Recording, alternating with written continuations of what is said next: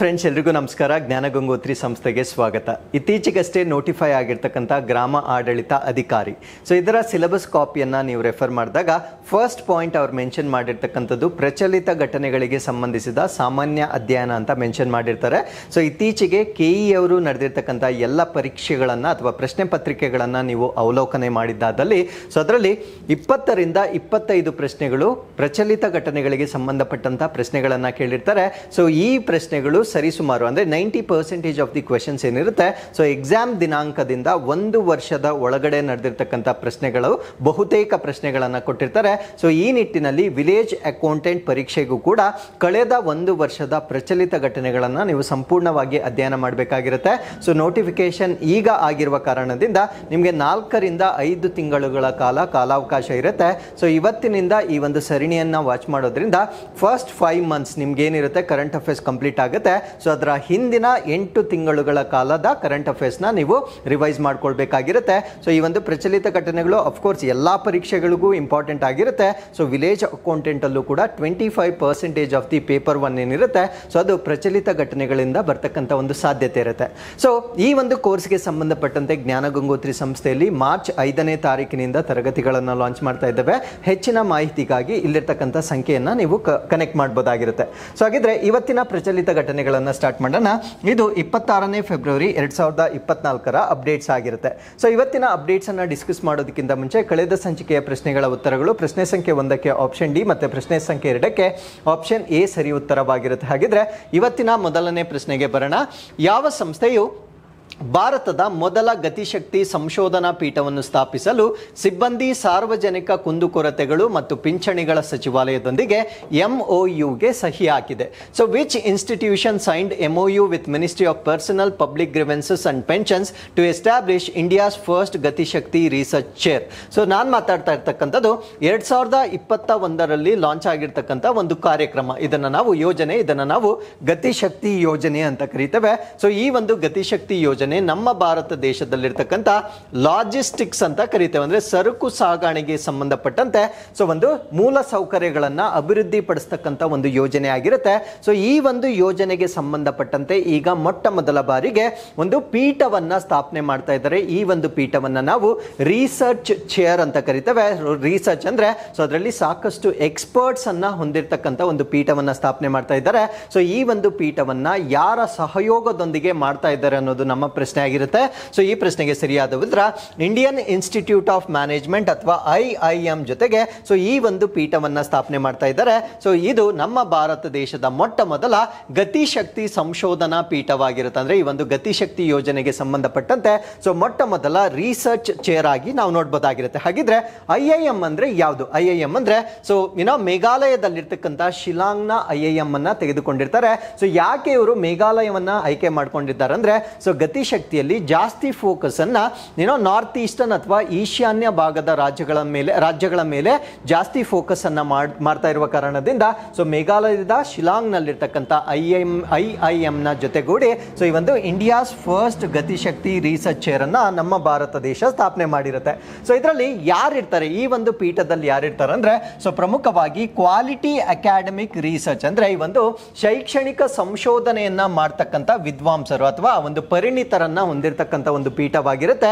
So ಇದರಿಂದ they facilitate knowledge and innovation for logistic capacity building. ಅಂದ್ರೆ ನಮ್ಮ ಭಾರತ ದೇಶದಲ್ಲಿ ಈ ಸರಕು ಸಾಗಾಣೆ ಅಥವಾ ಲಾಜಿಸ್ಟಿಕ್ ಅಂತ ನಾವೇನು ಹೇಳ್ತೇವೆ ಸೊ ಇದರ ಸಾಮರ್ಥ್ಯದ ನಿರ್ಮಾಣಕ್ಕಾಗಿ ಬೇಕಾಗಿರ್ತಕ್ಕಂಥ ಜ್ಞಾನ ಮತ್ತು ನಾವೀನ್ಯತೆಯನ್ನ ಸುಲಭಗೊಳಿಸ್ತಕ್ಕಂಥದ್ದು ಈ ಒಂದು ಪೀಠದ ಒಂದು ಪ್ರಮುಖವಾದ ಉದ್ದೇಶವಾಗಿರುತ್ತೆ. ಹಾಗಿದ್ರೆ ಈ ಒಂದು ಆರ್ಟಿಕಲ್ ಜೊತೆಗೆ ನಾವು ಗತಿಶಕ್ತಿ ಬಗ್ಗೆ ಹೆಚ್ಚಿನ ಮಾಹಿತಿಯನ್ನು ತಿಳ್ಕೊಳ್ಳೋದಾದ್ರೆ ಸೊ ಇದನ್ನ ಲಾಂಚ್ ಮಾಡಿರ್ತಕ್ಕಂಥ ವರ್ಷ 2021.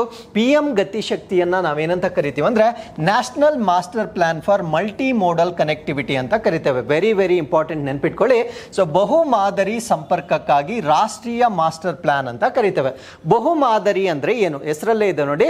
ಅದು ರೈಲ್ವೆ ಟ್ರಾನ್ಸ್ಪೋರ್ಟೇಷನ್ ಆಗಿರ್ಬೋದು, ರೋಡ್ ಟ್ರಾನ್ಸ್ಪೋರ್ಟೇಷನ್ ಆಗಿರ್ಬೋದು, ಇನ್ಲ್ಯಾಂಡ್ ಅಂದ್ರೆ ನೀರಿನ ಟ್ರಾನ್ಸ್ಪೋರ್ಟೇಷನ್ ಆಗಿರ್ಬೋದು. ಸೊ ಎಲ್ಲವನ್ನೂ ಕೂಡ ಇಂಟಿಗ್ರೇಟ್ ಮಾಡ್ತಕ್ಕಂಥ ಒಂದು ಕಾರ್ಯಕ್ರಮವನ್ನ ನಾವು PM ಗತಿಶಕ್ತಿ ಅಂತ ಕರಿತೇವೆ. ಸೊ ಇದರಲ್ಲಿ ಭಾರತ್ ಮಾಲಾ, ಸಾಗರ್ ಮಾಲಾ, ಭಾರತ್ ಅಂದ್ರೆ ರಸ್ತೆಗಳಿಗೆ ಸಂಬಂಧಪಟ್ಟಂತೆ, ಸಾಗರ ಅಂದ್ರೆ ನೀರಿಗೆ ಸಂಬಂಧಪಟ್ಟಂತೆ, ಸೊ ಇನ್ಲ್ಯಾಂಡ್ ವಾಟರ್ ವೇಸ್ ಅಂದ್ರೆ ಜಲಮಾರ್ಗಗಳು ಅಂತ ನಾವೇನ್ ಹೇಳ್ತೇವೆ.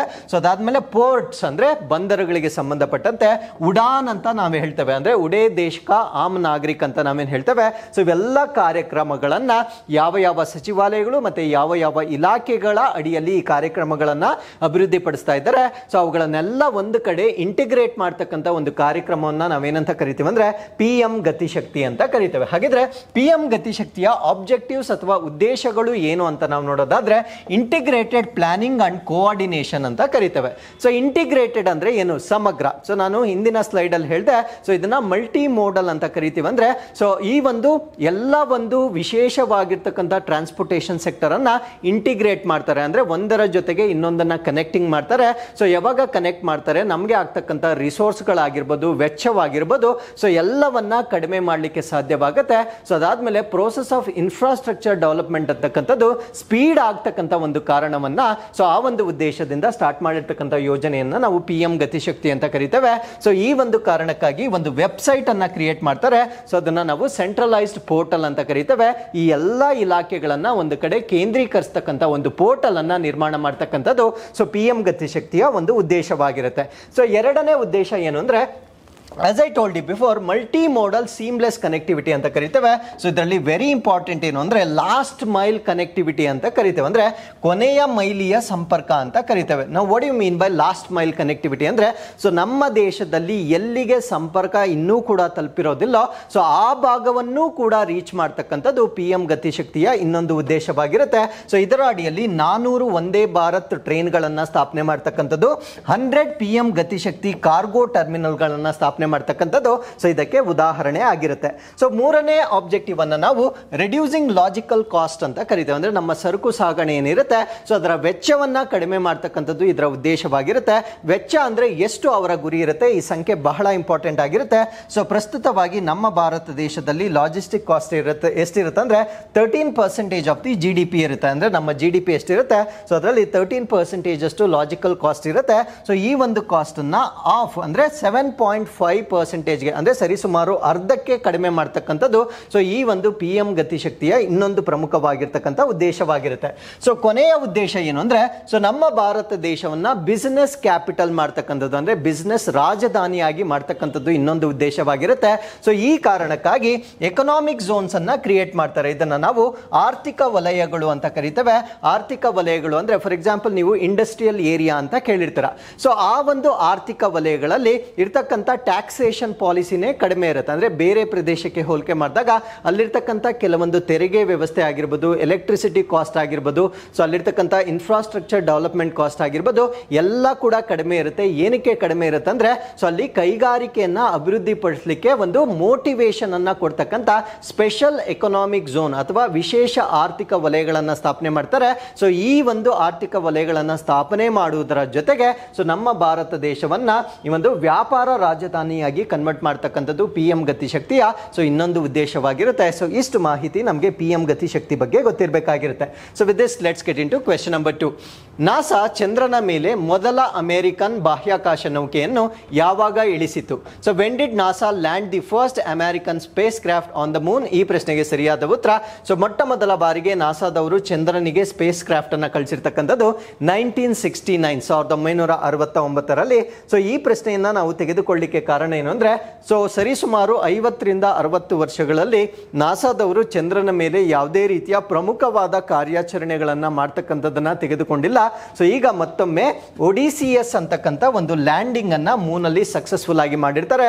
ಸೊ ಈ ಒಂದು ಲ್ಯಾಂಡಿಂಗ್ ಏನಾಗಿರುತ್ತೆ, ಸೊ ನಮ್ಮ ಭಾರತದ ಇಸ್ರೋದವರು ಮಾಡಿರ್ತಕ್ಕಂಥ ಸೌತ್ ಲ್ಯಾಂಡಿಂಗ್ ಏನಿರುತ್ತೆ ಸೊ ಅದಕ್ಕಿಂತ 300 ಕಿಲೋಮೀಟರ್ ದೂರದಲ್ಲಿರ್ತಕ್ಕಂಥ ಪ್ರದೇಶದಲ್ಲಿ ದಕ್ಷಿಣ ಧ್ರುವದಲ್ಲಿ ಈ ಒಂದು ಒಡಿಸಿಸ್ ಅಂತಕ್ಕಂಥ ಒಂದು ಲ್ಯಾಂಡಿಂಗ್ ಅನ್ನ ಈಗ ಸಕ್ಸಸ್ಫುಲ್ ಆಗಿ ಕಂಪ್ಲೀಟ್ ಮಾಡಿರ್ತಾರೆ. ಸೊ ಇದು ಚಂದ್ರನಿಗೆ ಸಂಬಂಧಪಟ್ಟಿರ್ತಕ್ಕಂಥ ಕಾರ್ಯಾಚರಣೆ ಆಗಿರೋದ್ರಿಂದ ಸೊ ಚಂದ್ರನಿಗೆ ಸಂಬಂಧಪಟ್ಟಂತ ಕೆಲವೊಂದು ವಿಷಯಗಳನ್ನ ನಾನು ಡಿಸ್ಕಸ್ ಮಾಡಿಬಿಡ್ತೇನೆ.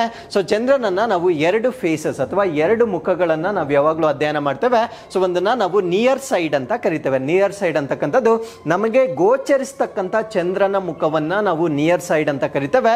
ಸೊ ಇನ್ನೊಂದನ್ನ ಫಾರ್ ಸೈಡ್ ಅಂತ ಕರಿತೇವೆ. ಫಾರ್ ಸೈಡ್ ಅಂದ್ರೆ ಸೊ ಅದರ ಹಿಂದಿನ ಮುಖ, ಅಂದ್ರೆ ನಮಗೆ ಎಂದಿಗೂ ಕಾಣದೇ ಇರತಕ್ಕಂಥ ಇನ್ನೊಂದು ಮುಖವನ್ನ ನಾವೇನಂತ ಕರಿತೇವೆ ಕರಿತೀವಿ ಅಂದ್ರೆ ಫಾರ್ ಸೈಡ್ ಅಂತ ಕರಿತೇವೆ. ಹಾಗಿದ್ರೆ ಚಂದ್ರನಿಗೆ ಸಂಬಂಧಪಟ್ಟಂತೆ ಎರಡು ಫಿನಾಮಿನನ್ ನಮಗೆ ಇಂಪಾರ್ಟೆಂಟ್ ಆಗುತ್ತೆ. ಒಂದನ್ನ ಫುಲ್ ಮೂನ್ ಅಥವಾ ಹುಣ್ಣಿಮೆ ಅಂತ ಕರಿತೇವೆ. ಸೊ ಇನ್ನೊಂದನ್ನ ನ್ಯೂ ಮೂನ್ ಅಥವಾ ಅಮಾವಾಸ್ಯೆ ಅಂತ ಕರಿತೇವೆ. ಇದನ್ನ ನಮಗೆ ಕೇಳ್ತಾರೆ ಎಕ್ಸಾಮ್ ಅಲ್ಲಿ. ಫುಲ್ ಮೂನ್ ಆದಾಗ ಚಂದ್ರ, ಭೂಮಿ ಮತ್ತೆ ಸೂರ್ಯನ ಪೊಸಿಷನ್ ಏನಾಗಿರುತ್ತೆ. ಸೊ ಅದಾದ್ಮೇಲೆ ನ್ಯೂ ಮೂನ್ ಆಗಿದ್ದಾಗ ಚಂದ್ರ, ಭೂಮಿ ಮತ್ತೆ ಭೂಮಿಯ ಪೊಸಿಷನ್ ಏನಾಗಿರುತ್ತೆ ಅಂತ ಪ್ರಶ್ನೆ ಕೇಳ್ತಾರೆ. ಸೊ ಫಸ್ಟ್ ನಾನು ಅಮಾವಾಸ್ಯೆ ಅಥವಾ ನ್ಯೂ ಮೂನ್ ಡೇ ಅನ್ನ ಎಕ್ಸ್ಪ್ಲೇನ್ ಮಾಡ್ತೇನೆ. ಸೊ ಇಲ್ಲಿ ನಾವು ನಮ್ಮ ಭೂಮಿಯನ್ನ ನೋಡಬಹುದಾಗಿರುತ್ತೆ, ಇಲ್ಲಿ ನಾವು ಸನ್ ಅನ್ನ ನೋಡಬಹುದಾಗಿರುತ್ತೆ. ಸೊ ಸೂರ್ಯ ಮತ್ತು ಭೂಮಿಯ ನಡುವೆ ಚಂದ್ರ ಬಂದಾಗ ಉಂಟಾಗ್ತಕ್ಕಂಥ ಫಿನಾಮಿನನ್ ನಾವು ನ್ಯೂ ಮೂನ್ ಅಂತ ಕರಿತೇವೆ. ನೋಡಿ, ಇಲ್ಲಿ ಸೂರ್ಯನ ಬೆಳಕು ನೇರವಾಗಿ ಚಂದ್ರನ ಮೇಲೆ ಬೀಳುತ್ತೆ. ಸೊ ಈ ಕಡೆ ಶಾಡೋ ಆಗಿರೋದ್ರಿಂದ ಆ ಒಂದು ಸಮಯದಲ್ಲಿ ಕತ್ತಲಾಗಿರುತ್ತೆ, ಅಂದ್ರೆ ಅದನ್ನೇ ನಾವು ಅಮಾವಾಸ್ಯೆ ಅಂತ ಕರಿತೇವೆ. ಸೊ ಹಾಗಿದ್ರೆ ಹುಣ್ಣಿಮೆ ಅಥವಾ ಫುಲ್ ಮೂನ್ ಯಾವಾಗ ಆಗುತ್ತೆ ಅಂದ್ರೆ, ಸೊ ಇಲ್ಲಿ ನಾವು ಚಂದ್ರನನ್ನ ನೋಡಬಹುದಾಗಿರುತ್ತೆ, ಇಲ್ಲಿ ಭೂಮಿಯನ್ನ ನೋಡಬಹುದಾಗಿರುತ್ತೆ, ಇಲ್ಲಿ ಸೂರ್ಯನನ್ನ ನೋಡಬಹುದಾಗಿರುತ್ತೆ. ಸೂರ್ಯ ಮತ್ತೆ ಚಂದ್ರ ನಡುವೆ ಭೂಮಿ ಬಂದಾಗ ಆ ಒಂದು ಫೆನಾಮಿನನ್ನ ನಾವು ಹುಣ್ಣಿಮೆ ಅಥವಾ ಫುಲ್ ಮೂನ್ ಅಂತ ಹೇಳ್ಬೋದಾಗಿರುತ್ತೆ. ಸೊ ಚಂದ್ರನ ಮೇಲೆ ಇಲ್ಲಿ ಬೆಳಕು ಕಾಣುವುದರಿಂದ ಸೊ ನಮಗೆ ಅತ್ಯಂತ ಪ್ರಕಾಶಮಾನವಾದ ಬೆಳಕು ಚಂದ್ರನಿಂದ ಬರ್ತಾ ಇರುತ್ತೆ. ಸೊ ಆ ಸಮಯವನ್ನ ನಾವು ಹುಣ್ಣಿಮೆ ಅಂತ ಕರಿತೇವೆ. ಹಾಗಿದ್ರೆ ಇವೆರಡು ಫೇಸಸ್ ಅಲ್ಲಿ ನಮಗೆ ಒಂದು ಫೇಸ್ ಮಾತ್ರ ಕಾಣಿಸ್ತಾ ಇರುತ್ತೆ, ಅದನ್ನು ನಾವು ನಿಯರ್ ಸೈಡ್ ಅಂತ ಕರಿತೇವೆ. ಏನಕ್ಕೆ ನಿಯರ್ ಸೈಡ್ ಮಾತ್ರ ಕಾಣಿಸುತ್ತೆ ಅಂದ್ರೆ, ಚಂದ್ರನಿಗೆ ಒಂದು ವಿಶೇಷವಾದ ಗುಣ ಇರುತ್ತೆ. ಆ ಒಂದು ವಿಶೇಷವಾದ ಗುಣ ಏನು ಅಂದ್ರೆ, so it takes 28 days to go around the earth and 28 days to rotate around its own axis. ಅಂದ್ರೆ ಸೊ ನಮ್ಮ ಭೂಮಿಯ ಸುತ್ತ ಅದು ಒಂದು ರೌಂಡ್ ಆಗ್ಲಿಕ್ಕೆ 28 ದಿನಗಳನ್ನ ತೆಗೆದುಕೊಳ್ಳುತ್ತೆ. ಅದೇ 28 ದಿನಗಳಲ್ಲಿ ಅದು ಒಂದು ರೌಂಡ್ ಆಗುತ್ತೆ. ಒಂದು ರೊಟೇಷನ್, ಇನ್ನೊಂದು ರೆವಲ್ಯೂಷನ್. ಅದು ತನ್ನ ಸುತ್ತೂ ತಾನೇ ಸುತ್ತಲಿಕ್ಕೂ 28 ದಿನ ತೆಗೆದುಕೊಳ್ಳುತ್ತೆ. ಸೊ ಅದಾದ್ಮೇಲೆ ಭೂಮಿಯನ್ನ ಒಂದು ರೌಂಡ್ ಹಾಕ್ಲಿಕ್ಕೂ ಕೂಡ 28 ದಿನ ತೆಗೆದುಕೊಳ್ಳುತ್ತೆ. ಸೊ ಎರಡೂ ಕೂಡ 28 ದಿನವಾಗಿರೋದ್ರಿಂದ ಸೊ ನಮಗೆ ಚಂದ್ರನ ಒಂದು ಮುಖ ಮಾತ್ರ ಕಾಣಿಸುತ್ತೆ. ಯಾವಾಗ ಅದು ವೇರಿಯೇಷನ್ ಇರ್ತಾ ಇತ್ತು, ಸೊ ಅವಾಗ ನಾವು ಚಂದ್ರನ ಬೇರೆ ಬೇರೆ ಮುಖಗಳನ್ನ ನೋಡ್ಲಿಕ್ಕೆ ಸಾಧ್ಯವಾಗ್ತಾ ಇತ್ತು. ಸೊ ಯಾವಾಗ ಅದು ಸಿಂಕ್ರೋನಸ್ ಆಗಿ ಅಂದ್ರೆ ರೊಟೇಷನ್ ಮತ್ತೆ ರೆವಲ್ಯೂಷನ್ ಎರಡೂ ಕೂಡ ಮ್ಯಾಚ್ ಆಗ್ತಾ ಇರುತ್ತೆ, ಸೊ ಅವಾಗ ಒಂದೇ ಮುಖ ನಮಗೆ ಭೂಮಿಗೆ ಕಾಣಿಸ್ತಾ ಇರುತ್ತೆ. ಸೊ ಈ ಒಂದು ಕಾರಣದಿಂದ ಸೊ ನಾವು ಚಂದ್ರನ ಒಂದು ಮುಖವನ್ನ ಮಾತ್ರ ನಾವು ನೋಡ್ಲಿಕ್ಕೆ ಸಾಧ್ಯ ಆಗುತ್ತೆ. ಸೊ ಇದನ್ನ ಟೆಕ್ನಿಕಲಿ ನಾವೇನಂತ ಕರಿತೀವಿ ಅಂದ್ರೆ ಟೈಡಲ್ ಲಾಕಿಂಗ್ ಅಂತ ಕರಿತೇವೆ. ಸೊ ಈ ಒಂದು ಫೆನಾಮಿನನ್ ನಾವು ಟೈಡಲ್ ಲಾಕಿಂಗ್ ಅಂತ ಕರಿತೇವೆ. ಸೊ ನೇರವಾಗಿ ಪ್ರಶ್ನೆ ಕೇಳ್ಬೋದು, ಸೊ ಚಂದ್ರನ ಒಂದು ಮುಖ ಮಾತ್ರ ನಮಗೆ ಗೋಚರಿಸಲು ಕಾರಣವೇನು ಅಂತ ನಿಮ್ಗೆ ಕೇಳಿದಾಗ ಒಂದ್ ರೀಸನ್ ನಿಮ್ಗೆ ಇದು ಗೊತ್ತಿರಬೇಕು, ರೊಟೇಷನ್ ರೆವಲ್ಯೂಷನ್ ಎರಡು ಸೇಮ್, ಭ್ರಮಣೆ ಮತ್ತು ಪರಿಭ್ರಮಣೆ ಎರಡೂ ಕೂಡ ಒಂದೇ ಇರುತ್ತೆ. ಸೊ ಇನ್ನೊಂದು ರೀಸನ್ ಟೈಡಲ್ ಲಾಕಿಂಗ್ ಅಂತ ನಮಗೆ ಗೊತ್ತಿರಬೇಕಾಗಿರುತ್ತೆ. ಸೊ ಈ ಒಂದು ಕಾರಣದಿಂದ ಚಂದ್ರನ ಒಂದು ಮುಖ ಮಾತ್ರ ನಮಗೆ ಕಾಣಿಸುತ್ತೆ. ಸೊ ಈಗ ನಾಸಾದವರು ಮಾಡಿರ್ತಕ್ಕಂಥ ಲ್ಯಾಂಡಿಂಗ್, ಸೊ ಈ ಒಂದು ಕಂದಕ, ಸೊ ಇಲ್ಲೊಂದು ದೊಡ್ಡ ಹಳ್ಳ ಇರುತ್ತೆ. ಸೊ ಇದನ್ನ ನಾವು ಕ್ರೇಟರ್ ಅಂತ ಕರಿತೇವೆ, ಸೊ ಕಂದಕ ಅಂತ ಕರಿತೇವೆ. ಆ ಒಂದು ಕಂದಕಕ್ಕೆ ಇಟ್ಟಿರ್ತಕ್ಕಂಥ ನಾಮಕರಣ ಏನು ಅಂದ್ರೆ ಮಾಲಾಪರ್ಟ್ ಎ ಅಂತ ಕರಿತೇವೆ. ಮಾಲಾಪರ್ಟ್ ಅಂತಕ್ಕಂಥದ್ದು ಒಬ್ಬ ಖಗೋಳ ಶಾಸ್ತ್ರನ ಹೆಸರಾಗಿರುತ್ತೆ. ಸೊ ಆ ಒಂದು ಹೆಸರನ್ನ ಇಲ್ಲಿರ್ತಕ್ಕಂಥ ಕಂದಕಕ್ಕೆ ಇಟ್ಟಿರ್ತಾರೆ. ಸೊ ಈ ಒಂದು ಕಂದಕದಲ್ಲಿ ಈಗ ಒಡಿಸಿಸ್ ಲ್ಯಾಂಡ್ ಆಗಿರೋದನ್ನ ನಾವು ಗಮನಿಸಬಹುದಾಗಿರುತ್ತೆ. ಸೊ ಇದನ್ನ ನಾವು ಅವರು ನಾಸಾದವರು ಕಂಡಕ್ಟ್ ಮಾಡಿರ್ತಕ್ಕಂಥದ್ದು, ಅಂದ್ರೆ ಸರಿಸುಮಾರು 50 ಇಯರ್ಸ್ ನಂತರ ಈ ಒಂದು ಕಾರ್ಯಾಚರಣೆಯನ್ನ ಮಾಡ್ತಾ ಇದ್ದಾರೆ. ಸೊ ಯಾರ ಜೊತೆ ಕೊಲಾಬ್ರೇಷನ್ ಆಗಿರ್ತಾರೆ ಅಂದ್ರೆ ಪ್ರೈವೇಟ್ ಇನ್ಸ್ಟಿಟ್ಯೂಟ್ ಮಷಿನ್ಸ್ ಅಂತ ಕರಿತೇವೆ. ಸೊ ಪ್ರೈವೇಟ್ ಇನ್ಸ್ಟಿಟ್ಯೂಟ್ ಮಷಿನ್ಸ್ ನೊಂದಿಗೆ ಕೊಲಾಬ್ರೇಷನ್ ಮಾಡುವ ಮುಖಾಂತರ ಸೊ ಈ ಒಂದು ಸ್ಪೇಸ್ ಕ್ರಾಫ್ಟ್ ಅನ್ನ ಚಂದ್ರನಿಗೆ ಕಳಿಸಿರ್ತಾರೆ. So it is nearly after 1969 ಅಂದ್ರೆ ಮೊಟ್ಟ ಮೊದಲನೇ ಬಾರಿಗೆ ಸೊ ಅವರು 1969 ನಲ್ಲಿ ನೀಲ್ ಆರ್ಮ್ಸ್ಟ್ರಾಂಗ್ ಅನ್ನ ಚಂದ್ರನಿಗೆ ಕಳಿಸಿರ್ತಕ್ಕಂಥ ಒಂದು ಪ್ರಯತ್ನವನ್ನ ಮಾಡಿರ್ತಾರೆ. ಸೊ ಚಂದ್ರನಿಗೆ ಮೊದಲ ಬಾರಿಗೆ ಮಾನವನು ಕಾಲಿಟ್ಟಿರ್ತಕ್ಕಂಥ ಒಂದು ಘಟನೆ ಆಗಿರುತ್ತೆ. ಸೊ ಈ ಒಂದು ಮಷಿನ್ ಅನ್ನ ನಾವು ಒಡಿಸಿಸ್ ಅಂತ ಕರಿತೇವೆ. ಸೊ ಕಂದಕವನ್ನ ನಾನು ಆಲ್ರೆಡಿ ಹೇಳಿದ್ದೇನೆ, ಇದನ್ನ ಮಾಲಾಪಟ್ ಎ ಅಂತ ಕರಿತೇವೆ. ಸೊ ಇದು ನಾವು ಲ್ಯಾಂಡ್ ಮಾಡಿರ್ತಕ್ಕಂಥ ಸೌತ್ ಪೋಲ್ ಏನಿರುತ್ತೆ, ದಕ್ಷಿಣ ಧ್ರುವ ಏನಿರುತ್ತೆ, ಸೊ ಅದರಿಂದ 300 ಕಿಲೋಮೀಟರ್ ದೂರದಲ್ಲಿ ಅವರು ಸಕ್ಸಸ್ಫುಲ್ ಆಗಿ ಲ್ಯಾಂಡಿಂಗ್ ಅನ್ನ ಮಾಡಿರ್ತಾರೆ. ಸೊ ಈ ಒಂದು ಲ್ಯಾಂಡಿಂಗ್ ಮಾಡಿರ್ತಕ್ಕಂಥ ಪ್ರದೇಶದ ಹೆಸರನ್ನ ಚಾರ್ಲ್ಸ್ ಮಾಲಾಪರ್ಟ್ ಅಂತ ನಾವೇನ್ ಹೇಳ್ತೇವೆ. ಸೊ ಇವರೊಬ್ರು ಖಗೋಳ ಶಾಸ್ತ್ರಜ್ಞರಾಗಿರ್ತಾರೆ, ಅವರ ಹೆಸರನ್ನ ಇಟ್ಟಿರ್ತಕ್ಕಂಥದ್ದನ್ನ ನಾವಿಲ್ಲಿ ಗಮನಿಸಬಹುದಾಗಿರುತ್ತೆ. ಹಾಗಿದ್ರೆ ಈ ಒಂದು ಕಾರ್ಯಾಚರಣೆಯಲ್ಲಿ ಅವರು ಎಷ್ಟು ಪೇಲೋಡ್ಗಳನ್ನ ಕಳಿಸಿರ್ತಾರೆ ಅಂದ್ರೆ 6 ಪೇಲೋಡ್ಗಳನ್ನ ಕಳಿಸಿರ್ತಾರೆ. This is very very important, ತುಂಬಾ ಪರೀಕ್ಷೆಗಳಲ್ಲಿ ಕೇಳ್ತಾ ಇರ್ತಾರೆ. ಸೊ ಎಷ್ಟು ಪೇಲೋಡ್ಗಳು ಅಂದ್ರೆ ಅವು ವಿಶೇಷವಾಗಿರ್ತಕ್ಕಂಥ ಎಕ್ವಿಪ್ಮೆಂಟ್ಸ್ ಆಗಿರ್ತವೆ. ಸೊ ಬೇರೆ ಬೇರೆ ಅಧ್ಯಯನಗಳನ್ನ ಮಾಡ್ತಕ್ಕಂಥ ಕೆಲವೊಂದು ಉಪಕರಣಗಳನ್ನ ಅಲ್ಲಿಗೆ ಕಳಿಸಿರ್ತಾರೆ. ಸೊ ಅವುಗಳನ್ನ ನಾವು ಪೇಲೋಡ್ಸ್ ಅಂತ ಕರಿತೇವೆ. ಎಷ್ಟು ಪೇಲೋಡ್ಸ್ ಅನ್ನ ಕಳಿಸಿರ್ತಾರೆ ಅಂದ್ರೆ 6 ಪೇಲೋಡ್ಗಳನ್ನ ಕಳಿಸಿರ್ತಾರೆ. So under commercial lunar payload services, so ಈ ಒಂದು commercial lunar spaces payload services ನ ಅಡಿಯಲ್ಲಿ ಸೊ ಈ ಒಂದು ಉಪಕ್ರಮ ಉಪಕ್ರಮದ ಅಡಿಯಲ್ಲಿ 6 ಪೇಲೋಡ್ಗಳನ್ನು ಕಳಿಸಿರ್ತಾರೆ. ಹಾಗಿದ್ರೆ ಅವರು ಏನನ್ನ ಅಧ್ಯಯನ ಮಾಡ್ತಾರೆ ಅಂದ್ರೆ ಪ್ಲಾಸ್ಮಾ ಎನ್ವೈರನ್ಮೆಂಟ್ ಅಂದ್ರೆ ಚಂದ್ರನಲ್ಲಿರ್ತಕ್ಕಂಥ ಪ್ಲಾಸ್ಮಾ ಪರಿಸರವನ್ನ ಅಧ್ಯಯನ ಮಾಡ್ತಕ್ಕಂಥದ್ದು. Provide data for future Artemis astronauts ಅಂದ್ರೆ ಭವಿಷ್ಯದಲ್ಲಿ ಕಾರ್ಯಾಚರಣೆಗಳನ್ನ ಮಾಡ್ತಕ್ಕಂಥ ಖಗೋಳ ಶಾಸ್ತ್ರಜ್ಞರಿಗೆ ಅವರಿಗೆ ಬೇಕಾಗಿರ್ತಕ್ಕಂಥ ಮಾಹಿತಿಯನ್ನು ಒದಗಿಸ್ತಕ್ಕಂಥ ಅಧ್ಯಯನವನ್ನ ಇಲ್ಲಿ ಕೈಗೊಳ್ಳಲಾಗುತ್ತೆ. So with this let's get into question number 3.